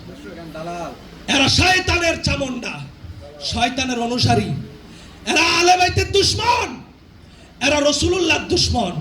সরাসরি রাসূলুল্লাহর সাথে দুশমনি করলে অন্তত পক্ষে বাংলার মুসলমান নামাজ না পড়লেও তারা আশিকে রাসূল 5 মিনিটে যদি রাসূলুল্লাহর সাথে দুশমনি করে পিটায় মাইরা ফেলবে। এই জন্য সরাসরি রাসূলুল্লাহর দুশমনি করে না, যেই হাত রাসূলুল্লাহ তুলছে সেই হাতের সাথে দুশমনি করে। বাংলার মানুষ হাইকোর্ট ছিলে বেশি দিন আর বসে থাকবে না। সত্যটা যেদিন তাদের কান পর্যন্ত যাবে, আমরা যেভাবে নাড়াচাড়া দেই, আমাদের হাতে তো বাঁশ উঠে না, স্টেজ কাঁপে। সাধারণ মানুষের হাতে তখন বাঁশ উঠবে আপনাদের বিরুদ্ধে, মাওলা আলীর পক্ষে। সেদিন আর বেশি দিন নাই, সেদিন খুব কাছাইছে। হয়তো সেই দিনের জন্য দুই একটা কোরবানি হতে পারে, জীবন চলে যেতে পারে, হয়তো আমি থাকবো না, মরে যেতে পারি, কিন্তু মরে গেল আমার সেদিন দৃষ্টি প্রখর হবে যে মাওলার পক্ষে সাধারণ মানুষ এখন বাঁশ ধরতে শিখেছে। মনে রেখো, আমি চলে যাব, কিন্তু এই তেজ মাওলার এই 25 বছর পরে যদি নবীর খুশবু আন্দা সাহাবীর চোখে লাগতে পারে, তোমাকে আল্লাহ দৃষ্টি দিছে, আকল দিছে, জিহ্বা দিছে, নাক দিছে, অনুভূতি দিছে, বিবেক বুদ্ধি দিছে, ব্যবসা করার শক্তি দিছে, পীর ধরার শক্তি দিছে। আলী যদি না চিনো, জান্নাতের খুশবু তুমি পাবা না, না না, কখনোই পাবা না। সব দিছে তোমাকে আলী চিনার জন্য। আলী চিনো, আলী চিনো, আলী চিনো, কেননা তুমি 5 ওয়াক্ত নামাজে বলো ইহদিনাস সিরাতাল মুস্তাকিম, আর এই সিরাতে মুস্তাকিম আলী, সিরাতে মুস্তাকিম আলী। তুমি আলী চিনবা না, কিসের ইসলাম, কিসের মুসলমান, কিসের ঐক্য, কোথায় তোমার শান্তি? কখনোই ফিরবে না। এজন্য বলি, একটা ঘটনা আজকে গাদির করার পরে কোনদিন কোন গাদিরের মঞ্চে কোন আহলে সুন্নতের ব্যক্তি কখনো সকিফার ইতিহাস তুলে ধরে না, যদি মাইনকা চিপায় না পড়ে। যতক্ষণ পর্যন্ত আজকে আমরা মাইনকা চিপায় পড়ে গেছি, কিছু বলতে না বলতে আমাদেরকে বলে খলিফা বিরোধী, খলিফা বিরোধী, খলিফা বিরোধী। আরে খলিফা যদি রাসূলুল্লাহর হয়, খলিফা যদি তোমাদের কথা অনুযায়ী রাসূলুল্লাহর খলিফা হয়, এত ডর কিসের, এত ভয় কিসের, এত ভিতরে এত জ্বলে কেন? আমার প্রশ্ন সেখানে, কি কথা ঠিক না বেঠিক? আপনি যদি সঠিক হন, আপনি গলা উঁচু করে কথা বলবেন, আর আপনি যদি চোর হন, মেন মেন মেন মেন মেন, ওই বালা মানুষ দেখলে আপনার পছন্দ হবে না, এরে দেখলে ওই দিকে ঘুরে যাবেন, ওরে দেখলে পিছে দাঁড়াই করবেন, শিয়া শিয়া শিয়া শিয়া। এটা ভালো মানুষের অভ্যাস না, ভালো মানুষের চরিত্র এটা হতে পারে কখনোই না। আমরা আলী ইবনে আবি তালিবের নওকর, আমাদের ইমাম তিনি, এটা কোন যেই সেই ইমাম না, এটা আনতা মিন্নি বিমানজিলাতে হারুন মিন মুসা, বুখারী মুসলিম মুত্তাফাক আলাইহি হাদিস, তোমাদের কিতাবের হাদিস। রাসূলুল্লাহ স্বীকৃত সবথেকে বেশি বর্ণিত হাদিস এটা। রাসূলুল্লাহ বলেছেন, আমি যেমন ইমামুল মুরসালিন, আমার মাকাম যদি ইমাম হয়, আলী ইমামুল মুত্তাকিন। সুবহানাল্লাহ। তুমি যদি ওসমানে গনি হও, তুমি যদি গনি দুনিয়া, দুনিয়ার সবথেকে বড় ধনী যদি ওসমানকে বলা হয়, আমি রাসূল বলতেছি আলীউন সাইয়্যিদুন ফিদ দুনিয়া ওয়াল আখিরা। আপনি আরব কান্ট্রিতে যান, জিজ্ঞাসা করবেন সাইয়্যিদ কাকে বলা হয়। সাইয়্যিদ তাকে বলা হয় যার হাজার হাজার গণিকে কেনাবেচা করার মতো ক্ষমতা আছে, তাকে সাইয়্যিদ বলা হয়। আপনি আরবে গিয়ে জিজ্ঞাসা করুন তাদের ভাষা অনুযায়ী, সাইয়্যিদ বলা হয় যে সরদার, যে আমিরের উপরে যে সব থেকে মহান, তাকে বলে সাইয়্যিদ, সাইয়্যিদ, সাইয়্যিদ। আর রাসূলুল্লাহর জবানে আলীকে বলা হয়েছে, ওসমান যদি গনি হয়, তুমি সাইয়্যিদ, তুমি দুনিয়ার সাইয়্যিদ, দুনিয়ার সরদার। হাজার ওসমান তোমার পায়ে ধরবে, তোমার কাছে ভিক্ষা চাইবে, তুমি সেই ওসমানের উপরে সাইয়্যিদ। পড়েন না সুবহানাল্লাহ। বাস্তবিক তাই প্রমাণ হয়েছে। আজকে আমরা যদি গাদিরের কথা বলি, আমাদেরকে বলে আজকে তো ওসমানের মৃত্যুবার্ষিকী, শাহাদাত বার্ষিকী, কি বলে কিনা?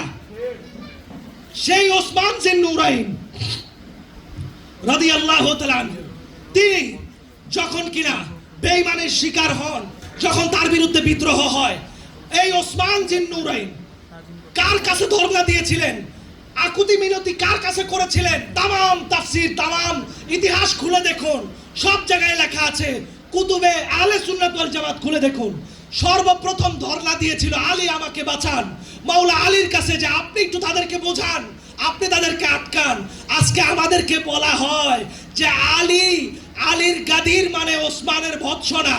সেই দিন আলী ওসমানকে বাঁচানোর জন্য হাসান এবং হোসাইনকে ওসমানের দরজায় পাহারা বসাইছিলেন, যাতে ওসমানকে কেউ না মারে। আর তোমরা বেঈমানের গোষ্ঠী আজকে গাদিরের দিনে আলীর উপরে ওসমানের শাহাদাতের তহমত দাও। এই বেঈমানরা কোনোদিন ইসলাম দিতে পারে না, কখনো দিতে পারে না।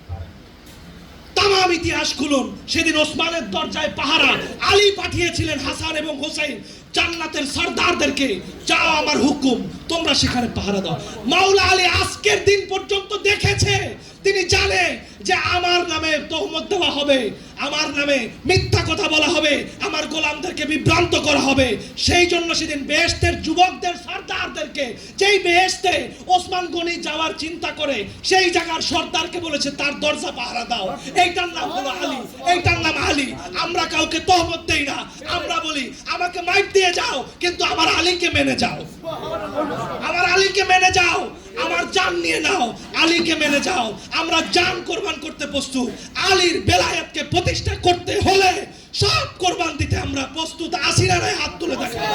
নারায়ে তাকবীর, নারায়ে রিসালাত, নারায়ে হায়দারি। আমরা সব কোরবানি দিব, কিন্তু বাংলার জমিনে, পৃথিবীর জমিনে হারিয়ে যাওয়া ইমামতকে, আনতা মিন্নি বিমানজিলাতি হারুনকে আমরা রক্ত দিয়ে হলেও জিন্দা করেই ছাড়বো, করেই ছাড়বো, করেই ছাড়বো ইনশাআল্লাহ। মুআজ্জাজ মুহতারাম হাজিরিন, এটা মনে রাখবেন। এই ওসমানের কথা নেই, এই ওসমান সেদিন মাওলা আলী আলাইহিস সালামের সাদারাতে, মেহেরবানিতে ওসমানের উপরে যে তহমত আনা হয়েছে, ওসমানের সাইন নকল করে মুহাম্মদ বিন আবু বকরকে হত্যার নির্দেশ ওসমানের লেখা নকল করে সরকারি কাগজের, আগের দিনে চামড়ায় লেখা হতো, সেই যে কোনো আপনি ইতিহাসের কিতাবে, শুধু আপনি এখন গুগলে যান, এখন আপনি সবার হাতে হাতে চ্যাট জিপিটি, সবার হাতে হাতে এআই চ্যাট জিপিটি আছে না, সার্চ করে যে রেফারেন্স সহ লিখেন যে ওসমানের বিরুদ্ধে বিদ্রোহ কখন থেকে শুরু হয়েছে, আর এই বিদ্রোহ দমানোর জন্য মাওলা আলীর কি ভূমিকা, লেখেন, দেখেন কি ইতিহাস আসে, লেখেন, রেফারেন্স সহ আসবে। সেই জায়গায় যখন ওসমানের হাতের লেখা নকল করা হয়েছে, সেটা কি ওসমানই লিখেছে না ওসমানের হাতের লেখা নকল করা হয়েছে, আজও অবধি সেটার কোনো প্রমাণ নাই। কেন? কারণ মারওয়ান বিন হাকাম, যাকে বের করে দেওয়া হয়েছিল মদিনার থেকে, রাসূলুল্লাহ বের করে দিয়েছিলেন, বলা হয়েছিল যেন কোনোদিন যেন মারওয়ান ঢুকতে না পারে, সেই মারওয়ান হযরত ওসমান রাদিয়াল্লাহু আনহুর চাচাতো ভাই, তিনি সেই মারওয়ানকে রাসূলুল্লাহর কথার উপর দিয়া তাকে এনে তার মেয়ে বিবাহ দিয়া তাকে গভর্নর বানাইছিল, মিশরের গভর্নর। মাওলা আলী বলেছিল, মিশরের গভর্নরই তাকে কেন দিলা তুমি? মুহাম্মদ বিন আবি বকরকে কি তোমার কাছে মারওয়ানের থেকে অধম মনে হয়? এই মুহাম্মদ বিন আবি বকর তখন মিশরের গভর্নরের জন্য মাওলা আলীর প্রস্তাব পেয়েছিলেন। সেই রাসূলুল্লাহ সাল্লাল্লাহু আলাইহি ওয়া সাল্লামের ওলি মাওলা আলী ইবনে আবি তালিব মুহাম্মদ বিন আবি বকরকে বলেছিল, রাত্রেবেলা সফর করো না, যেখানে রাত হবে সেখানে থেকে যাবে। মুহাম্মদ বিন আবি বকর রাত্রে যখন তাবু গাড়লো, সেই রাত্রেবেলা দেখলো যে বিদ্রোহীরা যখন ফিরে যাচ্ছে, অপর রাস্তা দিয়ে একজন ঘোড়া চালিয়ে যাচ্ছে। হযরতে মুহাম্মদ বিন আবি বকর তাকে ধরলো, তোমার হাতে কি? বলে পানির মস্ক কাটলো, মস্কর ভিতরে কি আছে? বলে মস্কর ভিতরে একটা ছোট শিশি ভাঙলো, শিশি ভাঙা দেখলো সেই শিশির ভিতরে এক টুকরা চামড়ার মধ্যে লেখা আছে, মুহাম্মদ বিন আবি বকরকে হত্যা করো, এবং মুহাম্মদ বিন আবি বকরের সাথে যারা বিদ্রোহ করছে তাদেরকেও হত্যা করো। এই লেখা হযরতে ওসমানের হাতের লেখা, হুবাহু নকল করা, এবং এই যে চামড়ার মধ্যে লেখা, এই চামড়ায় কেবলমাত্র সরকারি চিঠি লেখা হয়। যখন এই জিনিস বিদ্রোহীরা খুঁজে পেল, মুহাম্মদ বিন আবু বকর খুঁজে পেল, তখন সমস্ত বিদ্রোহীরা আবার ওসমানের বাড়ি ঘেরাও দিল। তখন হযরত ওসমান উপায় না পেয়ে মাওলা আলীর কাছে হাত জোর করেছিলেন, ওগো আলী, আমাকে বাঁচাও, তাদেরকে বুঝাও, তাদেরকে বলো। মাওলা আলী ইবনে আবি তালিব শাহেনশাহে দরবার, তিনি লাল আবা গায়ে দিয়েছিলেন, যেই লাল আবা তিনি যুদ্ধে গেলে গায়ে দিতেন, সেই আবা গায়ে দিয়ে ওসমানের কাছে এসে বলেছিলেন, ওসমান, এই চামড়া তোমার? বলে হ্যাঁ আমার। এই লেখা কি তোমার? বলে লেখা আমার মতো, কিন্তু আমি লিখি নাই। মাওলা আলী বললেন, এই যে ঘোড়া, এই ঘোড়া কি তোমার দরবারের? বলে হ্যাঁ। বলে সবই তো তোমার, আমি বিদ্রোহীদেরকে কি বুঝাবো? তোমার হাতের লেখা নকল করে তাহলে কে লিখলো যে বিদ্রোহীদেরকে হত্যা করো? তুমি কি হত্যার নির্দেশ দিয়েছো? বলে মাওলা আমি দেই নাই। বলে তাহলে কে দিছে? বলে মারওয়ান দিয়েছে। বলে মারওয়ানকে উপস্থিত করো। মারওয়ানকে উপস্থিত করতে যখন পারে নাই, তখন মাওলা আলী বলছে, আমি আদালত, আমি শাহেনশাহে আদালত, আমি কোনোদিন প্রমাণ ছাড়া বিচার করতে পারবো না। আমি তোমার পাহারার জন্য সর্বোচ্চ আমার সন্তানদেরকে রেখে গেলাম। হযরতে হাসান হুসাইন সেদিন অবরুদ্ধ সেই ওসমানকে পানি দিয়েছিলেন, রুটি দিয়েছিলেন, খাবার দিয়েছিলেন, পাহারা দিয়েছিলেন। আজকে মালাউন বেঈমানেরা সেই ওসমান হত্যার বিচারের কথা মাওলা আলীর কাঁধের উপরে গাদিরের দিনে এসে সেটাকে মানুষের সামনে আমাদেরকে কালার করে, মূলত আমাদেরকে না, বেলায়েত যেন মানুষ না জানে সেই জন্য এটাকে ঢাল হিসেবে ব্যবহার করে। এই জন্য বলবো সাবধান, পড়ালেখা আপনারা বাংলা সবার হাতে হাতে আছে, কেউ কখনো চুপ করে বসে থাকবেন না।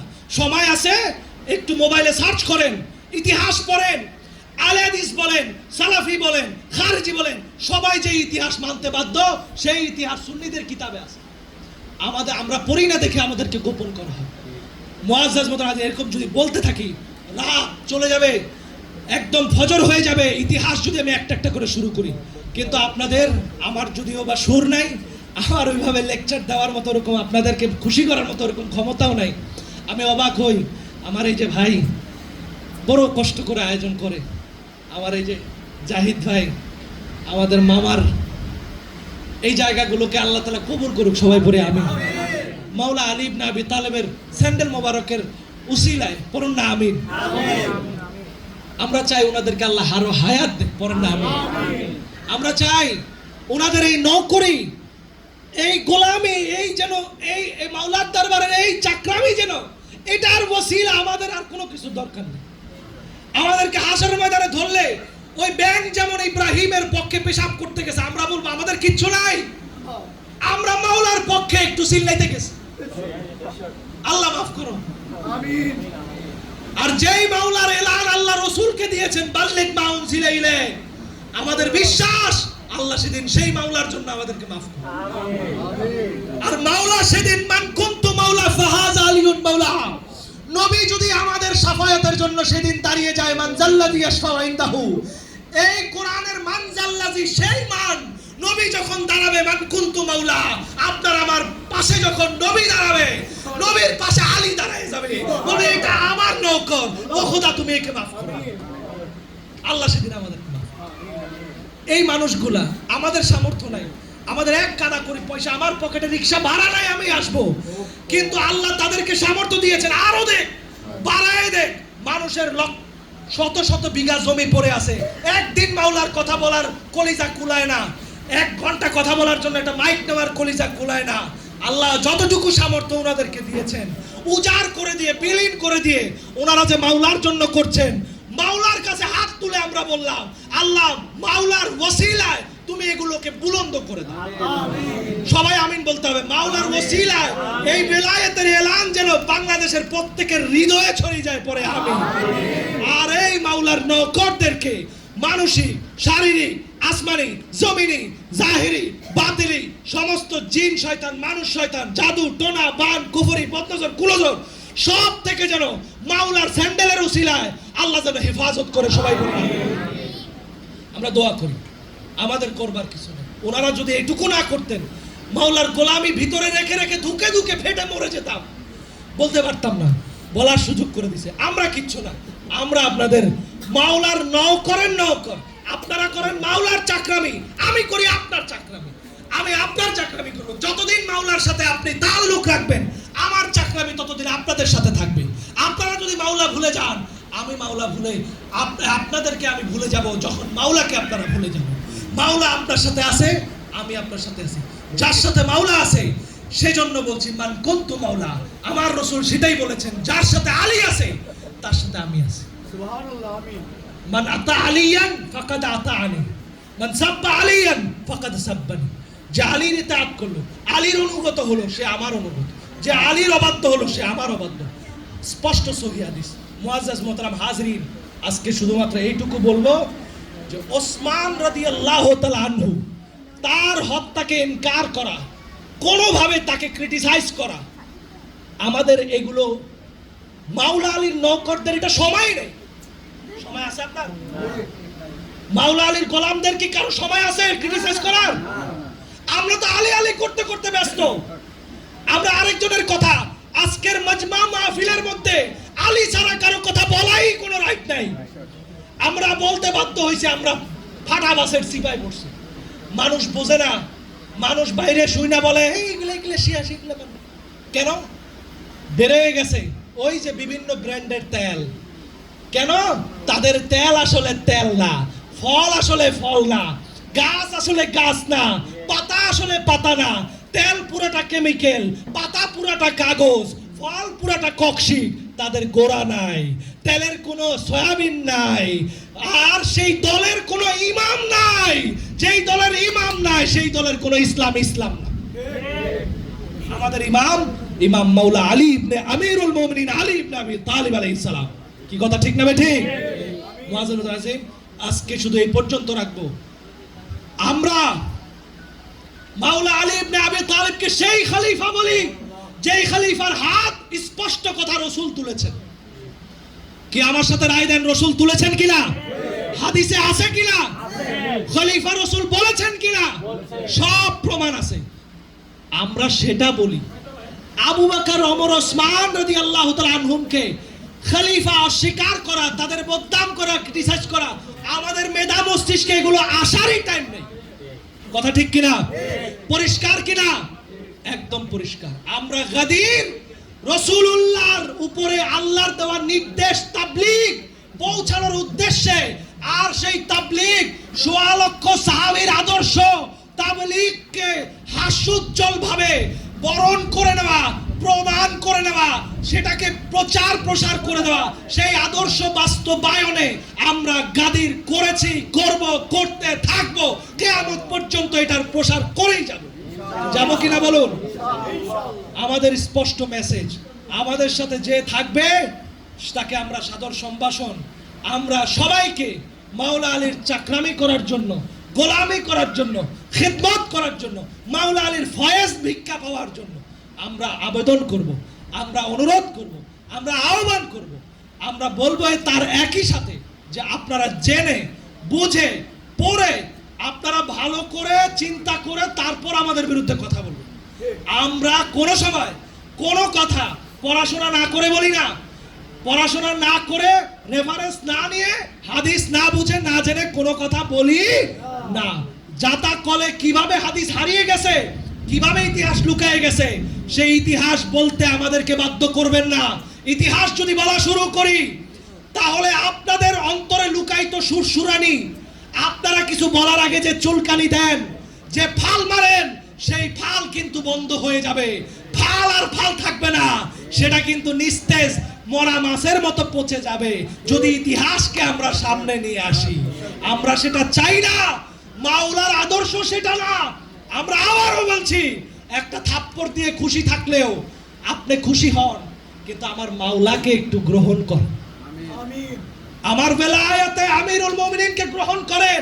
পৃথিবীতে কোনো বলি না যদি মাওলা আলীর বেলায়েতকে না মানে, কোনো দরবার না যদি গাদীরে খুম সেখানে না হয়, মাওলার বেলায়েত আল্লাহর হুকুম যেটাতে হয়েছে সেটা যদি না হয়, ওইটা তরিকা না, ওইটা দরবার না, ওইটা পীর না, ওইটা মাওলার নামে ধান্দাকারী, ব্যবসাকারী, ফ্রড, প্রতারক, ভণ্ড 100% কোরআন হাদিস দ্বারা প্রমাণিত। এজন্য গাদীর ছাড়া, বেলায়েত ছাড়া কোন দরবার, কোন ওলি হতে পারে না। ওয়া আখির দাওয়ানা আনিল হামদুলিল্লাহি রাব্বিল আলামিন। ভুল বেয়াদবি কথার ক্ষমা চেয়ে আপনাদের কাছে আমি দোয়া চেয়ে মাওলা আলী আলাইহিস সালামের নজরানিয়াত, মাওলা আলী আলাইহিস সালামের সেই ভিক্ষা করুণা চেয়ে, আপনাদের দোয়া চেয়ে আমি বিদায় নিচ্ছি। আমার বাবা মার জন্য দোয়া করবেন, বাবার জন্য দোয়া করবেন, পরিবারের জন্য দোয়া করবেন। আজকের এই মহা মজলিসের মাহফিল জিক্রে আলীর তামাম সওয়াব যেন আল্লাহ তাআলা আমাদের মরহুম ময় মুরব্বী, আমাদের এই বাড়ির যারা কষ্ট করে সাজাইছেন, ওনাদের পিতা মাতা, আমাদের জাহিদ ভাইয়ের পিতা মাতা, দাদা দাদি, নানা নানি, মামা চাচা খালু শ্বশুর শাশুড়ি, আত্মীয় স্বজন, আমাদের বড় ভাই, আমাদের জাহিদ ভাইয়ের মামা এবং এই বাড়ির প্রাঙ্গণ মালিক, প্রত্যেকে যারা এই গাদীরের জন্য একটু সমর্থন দিয়েছেন আপনারা সামনে, প্রত্যেকের মরহুম ময় মুরব্বী যারা কবরবাসী, তাদের রুহে নূরের ফুল করে আল্লাহ তাআলা কবুল করুন। সবাই পড়ে আমিন। একটু দাঁড়ায় আমরা সালাম দেই। সাল্লাল্লাহু আলা মুহাম্মদ সাল্লাল্লাহু আলাইহি ওয়াসাল্লাম।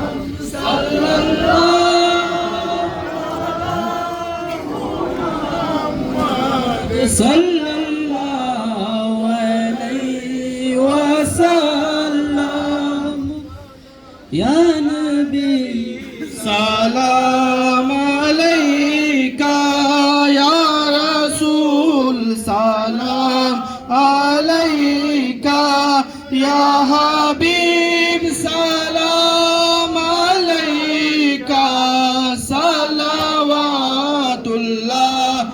আলাইকা, ইয়া নবী সালাম আলাইকা, ইয়া রাসূল সালাম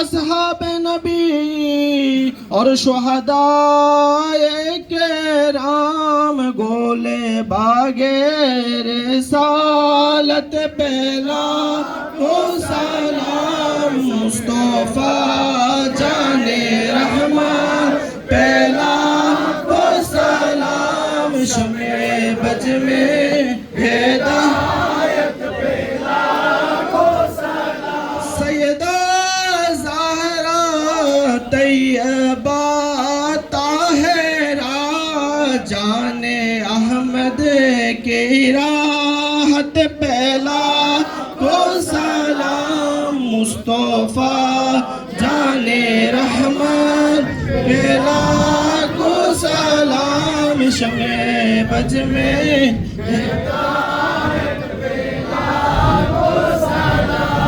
अब के नारा की उम्मत के खातिर अब को से को काटा उस हुसैनी बेने शहादत पहला को सलाम मुस्तफा जाने रहमान पहला को सलाम शमे बज में हिदायत पहला को सलाम या इलाही सदक़े अहल बैत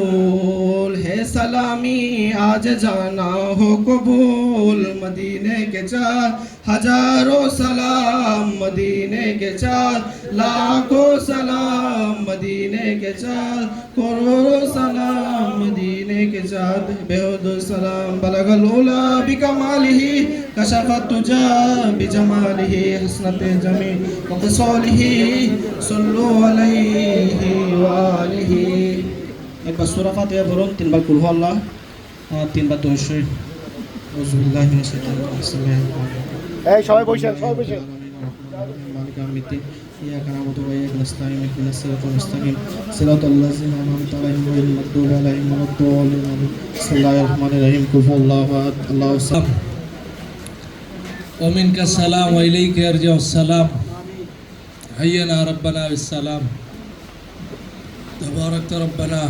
وتعاليت يا ذا الجلال والإكرام حي يا قيوم برحمتك استغيث يا أرحم الراحمين تقبل منا إنك أنت السميع العليم إنا نسألك ونتوجه إليك بنبينا محمد صلى الله عليه وآله وسلم نبي الرحمة يا رسول الله إني أتوجه بك إلى ربي فتقضي لي حاجتي اللهم إنا نسألك بحق محمد وآل محمد আল্লাহ আপনার শাহী দরবারের মধ্যে আমরা গুনাহগার মাওলা আলী ইবনে আবি তালিব আলাইহিস সালামের পবিত্র বেলায়েতের ঘোষণা আপনার নির্দেশ রাসূলে পাকের জবান মোবারক দিয়ে লক্ষ লক্ষ সাহাবা একরামের সামনে তেলাওয়াত হয়েছে সেইটা স্মরণ করে আমরা আমাদের ইমামকে স্মরণ করেছি যেই ইমামের ইন্তজার আমরা ইমামুল মাহদি পর্যন্ত করছি ইয়া রাব্বাল আলামিন ইমাম মাহদি আলাইহিস সালামের হাতে আপনি আমাদের এই तमाम কিছু কবুল আর মঞ্জুর করুন আমিন আমরা যেন আমাদের ইমাম পর্যন্ত পৌঁছতে পারি আল্লাহ আপনি কবুল করুন আমিন আজকের মাহফিলকে কবুল করে নিও মাওলা আমাদের গুনাহগুলো এই মাহফিলের ওসিলায় মাওলা আলী ইবনে আবি তালিব আলাইহিস সালামের কদম মুবারকের সদকায় तमाम গুনাহগুলোকে আপনি মেহেরবানি করে maaf করে দেন মাওলা আল্লাহ तमाम হাদিয়া জিকির আজকার तमाम কিছুকে নবীজির নুরানি কদম মুবারকে বখশিশ আতা ফরমান নবীজির জানে জিগার কলিজার টুকরা জাহরা সালামুল্লাহ আলাইহার কদম মুবারকে বখশিশ ফরমান আল্লাহ শাহিন শাহ কারবালা ইমাম হুসাইন আলাইহিস সালাম ইমাম হাসান মুজতাবা আলাইহিস সালাম ওনাদের চরণে হাদিয়া বখশিশ ফরমান রব্বে কারীম ওনাদের পরিবার পরিজন জাইনুল আবেদিন আলাইহিস সালাম বাকির আলাইহিস সালাম জাফর সাদিক আলাইহিস সালাম ওনাদের যত আইম্মা ইকরাম প্রত্যেকের কদম মুবারকে হাদিয়া বখশিশ আতা ফরমান আল্লাহ এই तमाम নজরগুলো মেহেরবানি করে যারা এই আয়োজন সাজিয়েছেন আল্লাহ যারা এই কষ্ট করেছেন যারা এই ত্যাগ করেছেন জায়গা অর্থ করে বাণিজ্য শ্রম যারা দিয়েছেন প্রত্যেকের আল্লাহ নজরে একটা ফয়েজ আতা ফরমায়ে দাও মাওলা কলবের মধ্যে মাওলার বেলায়েতের একটা ফয়েজ জারি করে দাও মাওলা আল্লাহ তাদের সাথে সাথে আমাদেরকেও কবুল করে নিও মাওলা তুমি তাদেরকে কমায়ও না বাড়ায় দিও আল্লাহ মাওলা আলী ইবনে আবি তালিবকে ভালোবাসলে আমরা জানি কমে যায় মাওলা আমরা ভালোবাসার জন্য তোমার কাছে ভিক্ষা চাই আল্লাহ, তুমি এমন ভাবে দাও আমরা যেন করতে পারি, দিতে পারি, উৎসর্গ করতে পারি, ত্যাগ দিতে পারবো কখন, যখন তুমি দিবা। মাওলা তুমি আমাদেরকে দাও, মাওলার জন্য দাও। আমাদের যদি নিয়ত অন্য কিছু থাকে তুমি দিও না, মাওলার জন্য থাকলে দাও। আল্লাহ তুমি কবুল করো। মাওলা প্রত্যেকের এই কোরবানিকে কবুল করে এই উসিলায় জাহির বাতিন ভিতর বাহির শারীরিক মানসিক ঘর ব্যবসা প্রতিষ্ঠান আসবাবপত্র ত্যাগ তিতিক্ষা সবকিছুর উপর বরকত রহমত নাজিল করো। আল্লাহ মেহেরবানি করে সবার কষ্ট উপস্থিতি ধৈর্য সবকিছুকে তুমি মাওলার কদমে কবুল করো আজকে। আল্লাহ এই গাদিরের ঈদের অভিষেকের শুভেচ্ছা মাওলার নজরে কারাম আমাদের উপর আতা ফরমাও। ওয়াসাল্লাল্লাহু তাআলা আলা খাইরি খালকিহি মুহাম্মাদ ওয়া আলা আলিহি ওয়া সাহবিহি আজমাইন আমিন বিহাক্কি লা ইলাহা ইল্লাল্লাহু মুহাম্মাদুর রাসূলুল্লাহ সাল্লাল্লাহু আলাইহি ওয়াসাল্লাম। আল্লাহুম্মা সাল্লি আলা মুহাম্মাদ ওয়া আলা আলি